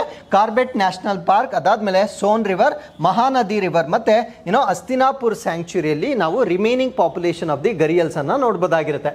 ಸೊ ಅದಾದ್ಮೇಲೆ ತುಂಬಾ ಕಡಿಮೆ ಪಾಪ್ಯುಲೇಷನ್ ಅಲ್ಲಿ ನಾವು ಕೆನ್ ರಿವರ್ ಅಲ್ಲಿ, ಯಮುನಾ ರಿವರ್ ಅಲ್ಲಿ, Brahmaputra river, Ghataprabha river, ghagra river, ಅದಾದ್ಮೇಲೆ ಭಗೀರಥಿ, ಹೂಗ್ಲಿ ರಿವರ್ ಅಲ್ಲೂ ಕೂಡ ಸ್ವಲ್ಪ ಕಡಿಮೆ ಪಾಪ್ಯುಲೇಷನ್ ಅಲ್ಲಿ ನಾವು ಗರಿಯಲ್ಸ್ ಗಳನ್ನ ನೋಡಬಹುದಾಗಿರುತ್ತೆ. So with this let's get into question number 7. 2024ರಲ್ಲಿ ಅಂತಾರಾಷ್ಟ್ರೀಯ ಗೀತ ಮಹೋತ್ಸವವನ್ನು ಎಲ್ಲಿ ನಡೆಯಲಿದೆ? So where will be the international Gita Mahotsav to be held in 2024? So ಈ ಪ್ರಶ್ನೆಗೆ ಸರಿಯಾದ ಉತ್ತರ, ಸೊ ಇದನ್ನ ಕೊಲಂಬೋದಲ್ಲಿ ಕಂಡಕ್ಟ್ ಮಾಡ್ತಾ ಇದ್ದಾರೆ. ಸೊ ಈ ಆಪ್ಷನ್ಸ್ ಅನ್ನು ಗಮನಿಸಿ. ಸೊ ಕೊಲಂಬೋದಲ್ಲಿ ಅಥವಾ ಶ್ರೀಲಂಕಾದಲ್ಲಿ ಕಂಡಕ್ಟ್ ಮಾಡ್ತಾ ಇರ್ತಕ್ಕಂಥ ಇವೆಂಟ್ ಆಗಿರುತ್ತೆ. So Bharat, Australia, Sri Lanka, Nepal. So ಕಳೆದ ವರ್ಷ ಇದು ಆಸ್ಟ್ರೇಲಿಯಾದಲ್ಲಿ ನಡೆದಿತ್ತು. ಸೊ ಈ ವರ್ಷ ಇದನ್ನ ಶ್ರೀಲಂಕಾದಲ್ಲಿ ಕಂಡಕ್ಟ್ ಮಾಡ್ತಾ ಇರ್ತಕ್ಕಂಥ ಒಂದು ಇವೆಂಟ್ ಆಗಿರುತ್ತೆ. ಸೊ ಇದನ್ನ ನಾವು ಇಂಟರ್ನ್ಯಾಷನಲ್ ಗೀತ ಮಹೋತ್ಸವ ಅಂತ ಕರಿತೇವೆ ಅಥವಾ ಅಂತಾರಾಷ್ಟ್ರೀಯ ಗೀತ ಮಹೋತ್ಸವ ಅಂತ ಕರೀತೇವೆ. ಸೊ ಇದನ್ನ ಎಲ್ಲಿ ಕಂಡಕ್ಟ್ ಮಾಡ್ತಾ ಇದ್ದಾರೆ ಅಂದ್ರೆ ಶ್ರೀಲಂಕಾದ ಕೊಲಂಬೋದಲ್ಲಿ ಇದನ್ನ ಕಂಡಕ್ಟ್ ಮಾಡ್ತಾ ಇದ್ದಾರೆ. ಸೊ ಇಲ್ಲಿ ಭಗವದ್ಗೀತಾಗೆ ಸಂಬಂಧಪಟ್ಟಂತೆ ಟೀಚಿಂಗ್ಸ್ ಅಥವಾ ಬೋಧನೆಗಳನ್ನ ಮಾಡ್ತಕ್ಕಂಥ ಒಂದು ಇವೆಂಟ್ ಆಗಿರುತ್ತೆ. ಸೊ ಇದನ್ನ ನೇಲು ಪೋಕ್ವಾನ ಥಿಯೇಟರ್ ಪ್ರೆಮಿಸ್ ನಲ್ಲಿ ಕಂಡಕ್ಟ್ ಮಾಡ್ತಾ ಇದ್ದಾರೆ. ನಮ್ಗೆ ಗೊತ್ತು ಶ್ರೀಲಂಕಾ ಆರ್ಥಿಕವಾಗಿ ದಿವಾಳಿಯನ್ನ ಹೊಂದಿರುವ ಕಾರಣದಿಂದ ಸೊ ಇದಕ್ಕೆ ಫಿನಾನ್ಷಿಯಲ್ ಸಪೋರ್ಟ್ ಅನ್ನ ಯಾರು ಮಾಡ್ತಾ ಇದ್ದಾರೆ ಅಂದ್ರೆ ಹರಿಯಾಣ ರಾಜ್ಯದ ಕುರುಕ್ಷೇತ್ರ ಡೆವಲಪ್ಮೆಂಟ್ ಬೋರ್ಡ್ ನ ವತಿಯಿಂದ ಇದಕ್ಕೆ ಬೇಕಾಗಿರ್ತಕ್ಕಂಥ ಹಣಕಾಸಿನ ಸಹಾಯವನ್ನ ಮಾಡ್ತಾ ಇದ್ದಾರೆ. ಸೊ ಇದರಲ್ಲಿ ಗೀತಾ ಯಜ್ಞ, ಗೀತಾ ಚಾಂಟಿಂಗ್, ಶೋಭಾ ಯಾತ್ರಾ ಮತ್ತೆ ಸೆಮಿನಾರ್ ಆನ್ ಸೆವೆರಲ್ ಟಾಪಿಕ್ಸ್ ಅನ್ನ ಕಂಡಕ್ಟ್ ಮಾಡ್ತಕ್ಕಂಥ ಒಂದು ಇವೆಂಟ್ ಆಗಿರುತ್ತೆ. ಸೊ ಶ್ರೀಲಂಕಾದ ಕ್ಯಾಪಿಟಲ್ ಸಿಟಿ ಯಾವುದು ಅಂತ ಕೇಳಿದಾಗ ಶ್ರೀ ಜಯವರ್ಧನಪುರ ಕೋಟೆ ಅಂತ ನಮ್ಗೆ ಗೊತ್ತಿರಬೇಕಾಗಿರುತ್ತೆ. ಇತ್ತೀಚೆಗೆ ಚೇಂಜ್ ಆಗಿರ್ತಕ್ಕಂಥ ಒಂದು ಕ್ಯಾಪಿಟಲ್ ಸಿಟಿ ಆಗಿ ನಾವು ಇದನ್ನ ನೋಡಬಹುದಾಗಿರುತ್ತೆ. So with this let's get into question number 8. ಭಾರತದ ಅತಿ ದೊಡ್ಡ ಜಾಗತಿಕ ಜವಳಿ ಕಾರ್ಯಕ್ರಮವಾದ ಭಾರತ್ ಟೆಕ್ಸ್ ಎಲ್ಲಿ ನಡೆಯುತ್ತದೆ? So where will Bharat Tex, India's largest global textile event take place? ಈ ಪ್ರಶ್ನೆಗೆ ಸರಿಯಾದ ಉತ್ತರ ಭಾರತ್ ಮಂಟಪಂ ಮತ್ತೆ ಯಶು ಭೂಮಿಯಲ್ಲಿ ನಡೆಸ್ತಕ್ಕಂಥ ಒಂದು ನಿರ್ಧಾರವನ್ನು ತೆಗೆದುಕೊಂಡಿರ್ತಾರೆ. ಸೊ ಇದು ನಮ್ಮ ಭಾರತ ದೇಶದಲ್ಲಿ ಜವಳಿ ಉದ್ಯಮಕ್ಕೆ ಸಂಬಂಧಪಟ್ಟಂತೆ ಸೊ ಅತಿ ದೊಡ್ಡದಾಗಿರ್ತಕ್ಕಂಥ ಒಂದು ಫೆಸ್ಟಿವಲ್ ಆಗಿರುತ್ತೆ. ಸೊ ಇದನ್ನ ನಮ್ಮ ಭಾರತ ದೇಶದ ಭಾರತ್ ಮಂಟಪಂ ಮತ್ತೆ ಯಶು ಭೂಮಿಯಲ್ಲಿ ಕಂಡಕ್ಟ್ ಮಾಡ್ತಕ್ಕಂಥ ಒಂದು ಇವೆಂಟ್ ಆಗಿರುತ್ತೆ. ಸೊ ಇದು ಲಾರ್ಜೆಸ್ಟ್ ಗ್ಲೋಬಲ್ ಟೆಕ್ಸ್ಟೈಲ್ ಇವೆಂಟ್ ಆಗಿರುತ್ತೆ. ನಮ್ಮ ಭಾರತ ದೇಶದ ಅತಿ ದೊಡ್ಡ ಜವಳಿ ಒಂದು ಹಬ್ಬವಾಗಿ ನಾವು ಇದನ್ನ ನೋಡಬಹುದಾಗಿರುತ್ತೆ. ಸೊ ಇದರಲ್ಲಿ 11 ಟೆಕ್ಸ್ಟೈಲ್ ಎಕ್ಸ್ಪೋರ್ಟ್ ಪ್ರಮೋಷನ್ ಕೌನ್ಸಿಲ್ಸ್, ಅಂದ್ರೆ ಇದನ್ನ ಯಾರು ಆರ್ಗನೈಸ್ ಮಾಡ್ತಾ ಇದ್ದಾರೆ ಅಂದ್ರೆ ಎಕ್ಸ್ಪೋರ್ಟ್ ಪ್ರಮೋಷನ್ ಕೌನ್ಸಿಲ್ ಇಂದ ಇದನ್ನ ಆರ್ಗನೈಸ್ ಮಾಡ್ತಾ ಇದ್ದಾರೆ. ಇದಕ್ಕೆ ಸಪೋರ್ಟ್ ಮಾಡ್ತಾ ಇರ್ತಕ್ಕಂಥವ್ರು ಮಿನಿಸ್ಟ್ರಿ ಆಫ್ ಟೆಕ್ಸ್ಟೈಲ್ ವತಿಯಿಂದ ಸಪೋರ್ಟ್ ಮಾಡ್ತಾ ಇದ್ದಾರೆ. So twin pillars of trade and investment, ಅಂದ್ರೆ ಇದನ್ನ ಸೊ ಯಾವುದರ ಆಧಾರದ ಮೇಲೆ ಬಿಲ್ಡ್ ಮಾಡಿರ್ತಾರೆ ಅಂದ್ರೆ ಟ್ರೇಡ್ ಮತ್ತೆ ಇನ್ವೆಸ್ಟ್ಮೆಂಟ್, ವ್ಯಾಪಾರ ಮತ್ತು ಹೂಡಿಕೆ ಅವಳಿ ಸ್ತಂಭಗಳ ಮೇಲೆ ನಿರ್ಧಾರಿತವಾಗಿರ್ತಕ್ಕಂಥ ಒಂದು ಫೆಸ್ಟಿವಲ್ ಆಗಿರುತ್ತೆ. So with this let's get into question number 9. ವಿಶಾಖಪಟ್ಟಣಂನಲ್ಲಿ ನಡೆಯುತ್ತಿರುವ ಮೆರಿಟೈಮ್ ಟೆಕ್ನಿಕಲ್ ಎಕ್ಸ್ಪೋಸಿಷನ್ MTEX 24 ನ ಉದ್ದೇಶವೇನು? So what is the purpose of the maritime technical exposition MTEX taking place in Visakhapatnam? So ಇದರ ಉದ್ದೇಶ ಏನು ಅಂದ್ರೆ ಸೊ ನೌಕಾ ತಂತ್ರಜ್ಞಾನದಲ್ಲಿ ಇತ್ತೀಚಿನ ಪ್ರಗತಿಗಳನ್ನು ಪ್ರದರ್ಶಿಸಲು, to showcase the latest advancements in naval technology. So ಈ ಒಂದು ಈವೆಂಟ್ ಅನ್ನ ನಾವು MTEX 24 ಅಂತ ಕರಿತೇವೆ. ಸೊ ಈ ಒಂದು MTEX 24 ಅನ್ನ ಈಗ ನಮ್ಮ ಭಾರತ ದೇಶದಲ್ಲಿ ಇನಾಗ್ರೇಟ್ ಮಾಡಲಾಗಿರುತ್ತೆ. ಸೊ ಇದು ಫೆಡರೇಷನ್, ಇದನ್ನ ಯಾವರ ಅಸೋಸಿಯೇಷನ್ ಅಲ್ಲಿ ಮಾಡ್ತಾ ಇದ್ದಾರೆ ಅಂದ್ರೆ federation federation of Indian chambers of commerce and industry. So ಈ ಒಂದು ಇವೆಂಟ್ ಎಲ್ಲಿ ನಡೀತಾ ಇದೆ ಅಂದ್ರೆ ವಿಶಾಖಪಟ್ಟಣಂ ಅಂತ ಗೊತ್ತಿರಬೇಕಾಗಿರುತ್ತೆ. ಸೊ ಈ ಒಂದು ಇವೆಂಟ್ ನಲ್ಲಿ ಈ ಒಂದು ನೇವಲ್ ಟೆಕ್ನಾಲಜಿ ಅಂದ್ರೆ ನೌಕಾ ತಂತ್ರಜ್ಞಾನಗಳಲ್ಲಿ ಇತ್ತೀಚೆಗೆ ಆಗಿರ್ತಕ್ಕಂಥ ಅಡ್ವಾನ್ಸ್ಮೆಂಟ್ಸ್ ಗಳನ್ನ ಶೋಕೇಸ್ ಮಾಡ್ತಕ್ಕಂಥ ಒಂದು ಇವೆಂಟ್ ಆಗಿರುತ್ತೆ. ಸೊ ಅದಾದ್ಮೇಲೆ ಇದು ಮಿಲನ್ 2024 ನ ಒಂದು ಭಾಗವಾಗಿರುತ್ತೆ. So it shows are highlights India's push towards self reliance ಅಂದ್ರೆ ಸ್ವಾವಲಂಬನೆಯನ್ನ ಅಚೀವ್ ಮಾಡಲಿಕ್ಕೆ ಭಾರತ ದೇಶದ ಪ್ರಯತ್ನಗಳೇನಿರುತ್ತೆ ಸೊ ಅದನ್ನ ಶೋಕೇಸ್ ಮಾಡ್ತಕ್ಕಂಥ ಒಂದು ಇವೆಂಟ್ ಆಗಿರುತ್ತೆ. So latest advancements of ship building ಆಗಿರ್ಬೋದು, ಕಮ್ಯುನಿಕೇಶನ್ ಸಿಸ್ಟಮ್ ಆಗಿರ್ಬೋದು, ಸೈಬರ್ ಸೆಕ್ಯೂರಿಟಿ ಆಗಿರ್ಬೋದು. ಸೊ ಇದರಲ್ಲೆಲ್ಲ ಒಂದು ಸ್ಟೇಟ್ ಆಫ್ ದಿ ಆರ್ಟ್ ಅಥವಾ ಆಧುನಿಕ ತಂತ್ರಜ್ಞಾನವನ್ನ ಎಕ್ಸಿಬಿಟ್ ಮಾಡ್ತಕ್ಕಂಥ ಒಂದು ಇವೆಂಟ್ ಆಗಿರುತ್ತೆ. So with this let's get into question number 10. So Kakrapar ಪರಮಾಣು ವಿದ್ಯುತ್ ಕೇಂದ್ರದಲ್ಲಿ 2 ಹೊಸ ಒತ್ತಡದ ಹೆವಿ ವಾಟರ್ ರಿಯಾಕ್ಟರ್ಗಳನ್ನು ಎಲ್ಲಿ ಲೋಕಾರ್ಪಣೆ ಮಾಡಲಿದ್ದಾರೆ? So where will prime minister dedicate 2 new pressurised heavy water reactors at Kakrapar atomic power station. Kakrapar atomic power station ಅಲ್ಲಿ ಇನ್ನೂ 2 ಹೆವಿ ವಾಟರ್ ಪ್ರೆಷರೈಸ್ಡ್ ಪ್ಲಾಂಟ್ಸ್ ಗಳನ್ನ ಇನಾಗ್ರೇಟ್ ಮಾಡ್ತಾ ಇದ್ದಾರೆ. ಸೊ ಅದು ಎಲ್ಲಿ ಅನ್ನೋದು ನಮ್ಮ ಪ್ರಶ್ನೆ ಆಗಿರುತ್ತೆ. ಈ ಪ್ರಶ್ನೆಗೆ ಸರಿಯಾದ ಉತ್ತರ ನವಸಾರಿ, ದಕ್ಷಿಣ ಗುಜರಾತ್ ನಲ್ಲಿ ಇದನ್ನ ಇನಾಗ್ರೇಟ್ ಮಾಡ್ತಾ ಇದ್ದಾರೆ. ಸೊ ಈ ಒಂದು ಇನಾಗ್ರೇಷನ್ ಮಾಡುತ್ತಿರುವ ಕಾರಣದಿಂದ ಸೊ ಇದರ ಇವೆರಡು ಪವರ್ ಸ್ಟೇಷನ್ಸ್ ಅನ್ನ ನಾವು KAPS3 ಮತ್ತೆ KAPS4 ಅಂತ ಕರೀತೇವೆ. ಸೊ ಈ ಒಂದು KAPS3 ಮತ್ತೆ 4 ಏನಿರುತ್ತೆ ನವರಾಸಿ ಸೌತ್ ಗುಜರಾತ್ ನಲ್ಲಿ ಇನಾಗ್ರೇಟ್ ಮಾಡ್ತಕ್ಕಂಥ ಒಂದು ಪವರ್ ಪ್ಲಾಂಟ್ಸ್ ಆಗಿರುತ್ತೆ. ಸೊ ಅದಾದ್ಮೇಲೆ ಓಕೆ, ಸೊ ಇದರಿಂದ ಈ ಒಂದು ಪವರ್ ಪ್ಲಾಂಟ್ಸ್ ಅನ್ನ ಇನಾಗ್ರೇಟ್ ಮಾಡುವ ಕಾರಣದಿಂದ ಸೊ ಕಾಕ್ರಾಪರ್ ನಲ್ಲಿರ್ತಕ್ಕಂಥ ಟೋಟಲ್ ಎನರ್ಜಿ ಕ್ಯುಮ್ಯುಲೇಟಿವ್ ಕೆಪಾಸಿಟಿ ಎಷ್ಟಾಗುತ್ತೆ ಅಂದ್ರೆ 1400 ಮೆಗಾವ್ಯಾಟ್ಸ್ ಅಷ್ಟು ಇನ್ಕ್ರೀಸ್ ಆಗೋದನ್ನ ನಾವಿಲ್ಲಿ ಗಮನಿಸಬಹುದಾಗಿರುತ್ತೆ. So they are first of its kind reactors with advanced safety features. ಅಂದ್ರೆ ಈಗ ಲಾಂಚ್ ಆಗ್ತಾ ಇರ್ತಕ್ಕಂಥ ಪವರ್ ಪ್ಲಾಂಟ್ಸ್ ಏನಿರ್ತವೆ ಸೊ ಅವು ಸುಧಾರಿತ ಸುರಕ್ಷಣಾ ವೈಶಿಷ್ಟ್ಯಗಳನ್ನ ಹೊಂದಿರತಕ್ಕಂಥ ಮೊದಲ ರೀತಿಯ ರಿಯಾಕ್ಟರ್ಗಳಾಗಿ ನಾವು ಅವುಗಳನ್ನು ನೋಡಬಹುದಾಗಿರುತ್ತೆ. So 10.4 billion units of clean electricity per year ಅಂದ್ರೆ ಒಂದು ವರ್ಷಕ್ಕೆ so 10.4 billion units of clean ಎಲೆಕ್ಟ್ರಿಸಿಟಿಯನ್ನ ಪ್ರೊಡ್ಯೂಸ್ ಮಾಡ್ತಕ್ಕಂಥ ಸಾಮರ್ಥ್ಯವನ್ನ ಹೊಂದಿರುತ್ತೆ. ಸೊ ಅದಾದ್ಮೇಲೆ ಬೆನಿಫಿಟ್ ಕನ್ಸ್ಯೂಮರ್ಸ್ ಆಫ್ ಯಾವ ರಾಜ್ಯದವರಿಗೆ ಇದು ಬೆನಿಫಿಟ್ ಆಗುತ್ತೆ ಅಂದ್ರೆ ಸೊ ಗುಜರಾತ್, ಮಹಾರಾಷ್ಟ್ರ, ಮಧ್ಯಪ್ರದೇಶ್, ಛತ್ತೀಸ್ಗಢ, ಗೋವಾ, ದಾದರ್ ಮತ್ತು ನಗರ ಹವೇಲಿ, ದಮನ್ ದಿವ್ಗೆ ಬೆನಿಫಿಟ್ ಆಗ್ತಕ್ಕಂಥ ಒಂದು ಪವರ್ ಅನ್ನ ಅವರು ಸಪ್ಲೈ ಮಾಡ್ತಕ್ಕಂಥ ಸಾಮರ್ಥ್ಯವನ್ನ ಹೊಂದಬಹುದಾಗಿರುತ್ತೆ. So with this we are come to snippets. WHO's initiative on digital health ಅಂದ್ರೆ WHO ನ ಜಾಗತಿಕ ಉಪಕ್ರಮವನ್ನು ಲಾಂಚ್ ಮಾಡಿರ್ತಾರೆ. ಸೊ ಇದು world health organisations global initiative on digital health ಅಂತ ಕರೀತೇವೆ. ಅಂದ್ರೆ ಆರೋಗ್ಯಕ್ಕೆ ಸಂಬಂಧಪಟ್ಟಂತೆ ಡಿಜಿಟಲೀಕರಣ ಮಾಡ್ತಕ್ಕಂಥ ಒಂದು ಉಪಕ್ರಮವನ್ನು ಈಗ ಲಾಂಚ್ ಮಾಡಿರ್ತಾರೆ. So WHO manage network which was unanimously adopted by all G20 countries. So ಇದನ್ನ G20 ಕಂಟ್ರೀಸ್ ನಲ್ಲಿ ಅಕ್ಸೆಪ್ಟ್ ಮಾಡಿರ್ತಕ್ಕಂಥ ಒಂದು ಇನಿಷಿಯೇಟಿವ್ ಆಗಿರುತ್ತೆ. ಸೊ ಇದನ್ನ ಮ್ಯಾನೇಜ್ ಮಾಡ್ತಕ್ಕಂಥವ್ರು ಯಾರು ಅಂದ್ರೆ WHO ವತಿಯಿಂದ ಮ್ಯಾನೇಜ್ ಆಗ್ತಕ್ಕಂಥ ಒಂದು ಸಿಸ್ಟಮ್ ಆಗಿರುತ್ತೆ. ಸೊ ಈ ಒಂದು ಸಿಸ್ಟಮ್ ಇವಾಗ ಏನು ಲಾಂಚ್ ಮಾಡ್ತಾ ಇದ್ದಾರೆ ಅಂದ್ರೆ ಡಿಜಿಟಲೈಸೇಷನ್ ಆಫ್ ದಿ ಹೆಲ್ತ್ ಅನ್ನ ಏನು ಲಾಂಚ್ ಮಾಡ್ತಾ ಇದ್ದಾರೆ. So it allows the democratisation of the digital health technology ಅಂದ್ರೆ ಈ ಒಂದು ಡಿಜಿಟಲ್ ಆರೋಗ್ಯ ತಂತ್ರಜ್ಞಾನಗಳನ್ನ ಪ್ರಜಾಪ್ರಭುತ್ವೀಕರಣಗೊಳಿಸ್ತಕ್ಕಂಥ ಒಂದು ಪದ್ಧತಿಯನ್ನ ಸೊ WHO ವತಿಯಿಂದ ಲಾಂಚ್ ಮಾಡಲಾಗ್ತಾ ಇದೆ. ದಿ ಎಕ್ಸಸೈಸ್ ದೋಸ್ತಿ. ಸೊ ಇದು ದೋಸ್ತಿ 16 ಅಂತಕ್ಕಂಥ ಎಕ್ಸಸೈಸ್. ಸೊ ಇದು ನಮ್ಮ ಭಾರತ ದೇಶ, ಮಾಲ್ಡೀವ್ಸ್ ಮತ್ತೆ ಶ್ರೀಲಂಕಾದ ನಡುವೆ ನಡೀತಕ್ಕಂಥ ಒಂದು ಇವೆಂಟ್ ಆಗಿರುತ್ತೆ. ಹಾಗಿದ್ರೆ ಇಲ್ಲೊಂದು ಕೆಲವೊಂದು ಮಾಲ್ಡೀವ್ಸ್ ತುಂಬಾ ಸುದ್ದಿಯಲ್ಲಿರೋ ಕಾರಣದಿಂದ ಈ ಚಾನಲ್ಸ್ ಅಂತ ಕೇಳ್ತಾರೆ. 9 ಡಿಗ್ರಿ ಚಾನಲ್ ಯಾವ್ದ್ರ ಮಧ್ಯೆ ಇದೆ, 10 ಡಿಗ್ರಿ ಚಾನಲ್ ಯಾವ್ದ್ರ ಮಧ್ಯೆ ಇದೆ ಅಂತ ಕೇಳ್ತಾರೆ. ಸೊ ಈ ಒಂದು 9 ಡಿಗ್ರಿ ಚಾನಲ್ ಯಾವ್ದ್ರ ಮಧ್ಯೆ ಇದೆ ಅಂದ್ರೆ ಸೊ ಇಲ್ಲಿ ನಮ್ಮ ಭಾರತ ದೇಶದ ಲಕ್ಷದ್ವೀಪನ್ನ ನೀವು ನೋಡ್ಬೋದಾಗಿರುತ್ತೆ. ಇದೊಂದು ಆರ್ಕಿಯೋಪೆಲಾಗೋ ಆಗಿರುತ್ತೆ. ಆರ್ಕಿಯೋಪೆಲಾಗೋ ಅಂದ್ರೆ ಸೊ ದ್ವೀಪಗಳ ಒಂದು ಸಮೂಹವಾಗಿರುತ್ತೆ ಅಥವಾ ಗ್ರೂಪ್ ಆಫ್ ಐಲ್ಯಾಂಡ್ಸ್ ಅನ್ನ ನಾವು ಆರ್ಕಿಯೋಪೆಲಾಗೋ ಅಂತ ಕರಿತೇವೆ. ಸೊ ಈ ಲಕ್ಷದ್ವೀಪ ಅಂತಕ್ಕಂಥದ್ದು ನಮ್ಮ ಭಾರತ ದೇಶಕ್ಕೆ ಸೇರಿರ್ತಕ್ಕಂಥ ಒಂದು ಆರ್ಕಿಯೋಪೆಲಾಗೋ ಆಗಿರುತ್ತೆ. ಸೊ ಇಲ್ಲಿ ಒಂದು ಕಡೆ ಬೃಹತ್ ಆಗಿರ್ತಕ್ಕಂಥ ಸಮೂಹವಾಗಿರುತ್ತೆ, ಇನ್ನೊಂದು ಕಡೆ ಚಿಕ್ಕದಾಗಿರ್ತಕ್ಕಂಥ ಒಂದು ಸಮೂಹವಾಗಿರುತ್ತೆ. ಸೊ ಒಂದನ್ನ ನಾವು ಲಕ್ಷದ್ವೀಪ ಅಂತ ಕರಿತೇವೆ. ಲಕ್ಷ ಅಂದ್ರೆ ಅದು ಸಂಸ್ಕೃತ ಪದ. ಸೊ 1 ಲಕ್ಷಕ್ಕಿಂತ ಹೆಚ್ಚಿನ ದ್ವೀಪಗಳು ಅಂತಕ್ಕಂಥ ಒಂದು ಅರ್ಥ ಬರುತ್ತೆ. ಸೊ ಇನ್ನೊಂದು ಕಡೆ ಕಡಿಮೆ ದ್ವೀಪಗಳನ್ನ ನೋಡಬಹುದಾಗಿರುತ್ತೆ. ಕಡಿಮೆ ಇರೋದನ್ನ ನಾವು ಮಿನಿ ಕಾಯ್ ಅಂತ ಕರಿತೇವೆ. ಹಾಗಿದ್ರೆ ಮಿನಿ ಕಾಯ್ ಮತ್ತೆ ಈ ಒಂದು ಮೇನ್ ಲಕ್ಷದ್ವೀಪ್ ನಡುವೆ ಬರ್ತಕ್ಕಂಥ ಚಾನಲ್ ಅನ್ನ ನಾವು 9 ಡಿಗ್ರಿ ಚಾನಲ್ ಅಂತ ಕರಿತೇವೆ. ಮಾಡ್ತೇವೆ, ಚೆನ್ನಾಗಿ ನೆನ್ಪಿಟ್ಕೊಳ್ಳಿ. ಸೊ ಇನ್ನೊಂದು ಚಾನಲ್ ಮಿನಿಕಾಯ್ ಮತ್ತೆ ಮಾಲ್ಡೀವ್ಸ್ ನಡುವೆ ಇರತಕ್ಕಂಥ ಚಾನಲ್ ಅನ್ನು ನಾವು 8 ಡಿಗ್ರಿ ಚಾನಲ್ ಅಂತ ಕರಿತೇವೆ. ನೆಕ್ಸ್ಟ್ ಬರುತ್ತೆ 10 ಡಿಗ್ರಿ ಚಾನಲ್ ಅಂತ ಕರಿತೇವೆ. 10 ಡಿಗ್ರಿ ಚಾನಲ್ ಅಂತಕ್ಕಂಥದ್ದು ಅಂಡಮಾನ್ ನಿಕೋಬಾರ್ಗೆ ಸಂಬಂಧಪಟ್ಟಿರ್ತಕ್ಕಂಥ ಚಾನಲ್ ಆಗಿರುತ್ತೆ. ಸೊ ಲಿಟಲ್ ಅಂಡಮಾನ್ ಮತ್ತೆ ಕಾರ್ ನಿಕೋಬಾರ್ ನಡುವೆ ಇರತಕ್ಕಂಥ ಚಾನಲ್ ಅನ್ನು ನಾವು 10 ಡಿಗ್ರಿ ಚಾನಲ್ ಅಂತ ಕರಿತೇವೆ. ಈ ಮೂರನ್ನ ಚೆನ್ನಾಗಿ ನೆನ್ಪಿಟ್ಕೊಳ್ಳಿ. 9 ಡಿಗ್ರಿ, 8 ಡಿಗ್ರಿ ಮತ್ತೆ 10 ಡಿಗ್ರಿ ಅಂತಕ್ಕಂಥದ್ದನ್ನ, ಸೊ ಈ ಮೂರನ್ನ ಎಕ್ಸಾಮ್ ಅಲ್ಲಿ ಕೇಳ್ತಕ್ಕಂಥ ಒಂದು ಸಾಧ್ಯತೆ ಇರುತ್ತೆ. ಸೊ ಈಗ ನಾನು ಡಿಸ್ಕಸ್ ಮಾಡ್ತಾ ಇರ್ತಕ್ಕಂಥದ್ದು ದೋಸ್ತಿ 16 ಅಂತಕ್ಕಂಥದ್ದು. ಸೊ ಇದು ಭಾರತ ಮತ್ತೆ ಶ್ರೀಲಂಕಾ ಮತ್ತೆ ಮಾಲ್ಡೀವ್ಸ್ ನಡುವೆ ನಡೀತಕ್ಕಂಥ ಒಂದು ಎಕ್ಸಸೈಸ್ ಆಗಿರುತ್ತೆ. ಸೊ ಈ ಒಂದು ಎಕ್ಸಸೈಸ್ನಲ್ಲಿ ಬಾಂಗ್ಲಾದೇಶವನ್ನ ಅಬ್ಸರ್ವರ್ ಅಥವಾ ವೀಕ್ಷಕ ರಾಷ್ಟ್ರವನ್ನಾಗಿ ಕೂಡ ಇನ್ವೈಟ್ ಮಾಡಲಾಗಿರುತ್ತೆ. ಸೊ ವಿತ್ ದಿಸ್ ಇದು it enhances cooperation strengthening friendship, ಅಂದರೆ ರಾಷ್ಟ್ರಗಳ ದೋಸ್ತಿ ಅಂತ ಹೆಸರಲ್ಲೇ ಇದೆ. ಸೊ ಸ್ನೇಹ ಪರವನ್ನು ಇನ್ಕ್ರೀಸ್ ಮಾಡ್ತಕ್ಕಂಥದ್ದು ಮತ್ತು ನಮ್ಮ ಒಂದು ಕೋಆಪರೇಷನನ್ನು ಇನ್ಕ್ರೀಸ್ ಮಾಡ್ತಕ್ಕಂಥ ಒಂದು ಗುರಿ ಆಗಿರುತ್ತೆ. ಸೊ ಗುರು ರಾವಿದಾಸ್ ಜಯಂತಿ 2024. ಸೊ ಗುರು ರಾವಿದಾಸ್ ಜಯಂತಿಯನ್ನು ನಾವು ಪ್ರತಿ ವರ್ಷ ಫೆಬ್ರವರಿ 24ನೇ ತಾರೀಕು ಆಚರಣೆ ಮಾಡ್ತೇವೆ. ಸೊ ಅವರ ಕಾಂಟ್ರಿಬ್ಯೂಷನ್ ಅನ್ನು ಸ್ಮರಣೆ ಮಾಡ್ತಕ್ಕಂಥ ಒಂದು ದಿನವಾಗಿರುತ್ತೆ. So also known as Bhagat Ravidas, ಇವರ ಹೆಸರನ್ನ ನಾವು ಭಗತ್ ರಾವಿದಾಸ್ ಅಂತ ಕೂಡ ಕರಿತಾ ಇದ್ವಿ. Thought and preached about the importance of human rights and equality, ಅಂದ್ರೆ ಮಾನವ ಹಕ್ಕುಗಳು ಮತ್ತು ಸಮಾನತೆಯ ಬಗ್ಗೆ ಸೊ ಇವರು ಬೋಧನೆಗಳನ್ನ ಮಾಡಿರ್ತಕ್ಕಂಥ ವ್ಯಕ್ತಿ ಆಗಿರ್ತಾರೆ. ಸೊ ಈ was a saint, poet and philosopher ಆಗಿರ್ತಾರೆ. ಸೊ ಅದಾದ್ಮೇಲೆ Guru Ravidas also known by names like Raidas, Rohidas and Rishidas ಅಂತ ಕೂಡ ಕರೀತಾ ಇದ್ರು. ಸೊ ಇವರು 1377 ಸಿಯಲ್ಲಿ ಜನಿಸಿರ್ತಕ್ಕಂಥ ವ್ಯಕ್ತಿ ಆಗಿರ್ತಾರೆ.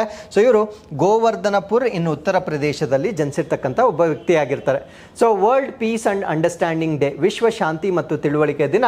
ಸೊ ಈ ಒಂದು ದಿನವನ್ನ ಫೆಬ್ರವರಿ 23ನೇ ತಾರೀಕು ಆಚರಣೆ ಮಾಡಲಾಗುತ್ತೆ. So it is the first Rotary club, Rotary club ಅನ್ನ ಸ್ಥಾಪನೆ ಮಾಡಿರ್ತಕ್ಕಂಥ ಒಂದು ದಿನವನ್ನ ಗುರುತಿಸ್ತಕ್ಕಂಥ ಒಂದು ದಿನವಾಗಿರುತ್ತೆ. ಸೊ ಇಲ್ಲಿಗೆ ಇವತ್ತಿನ ಎಲ್ಲ ಪ್ರಚಲಿತ ಘಟನೆಗಳು ಕಂಪ್ಲೀಟ್ ಆಗಿರುತ್ತೆ. So with this we are come to the challenge question. So ಈ ಮೊದಲನೇ ಪ್ರಶ್ನೆಯನ್ನ ನೀವು ಇಲ್ಲಿ ನೋಡಿಕೊಂಡು ವಿಡಿಯೋ ಪಾಸ್ ಮಾಡಿ ಆನ್ಸರ್ ಅನ್ನ ತಿಳಿಸಬಹುದಾಗಿರುತ್ತೆ. So this is question number 1 and this is question number 2 ಆಗಿರುತ್ತೆ. ಸೊ ಇಲ್ಲಿಗೆ ಇವತ್ತಿನ ಎಲ್ಲ ಪ್ರಚಲಿತ ಘಟನೆಗಳು ಕಂಪ್ಲೀಟ್ ಆಗಿರುತ್ತೆ. ಸೊ ಮತ್ತೊಮ್ಮೆ ನಾಳಿನ ಅಪ್ಡೇಟ್ಸ್ನೊಂದಿಗೆ ನಾನು ನಿಮ್ಮನ್ನ ಭೇಟಿ ಆಗ್ತಾನೆ. ಸೊ ಅಲ್ಲಿವರೆಗೂ keep reading, take care of your selves and thank you very much for watching this.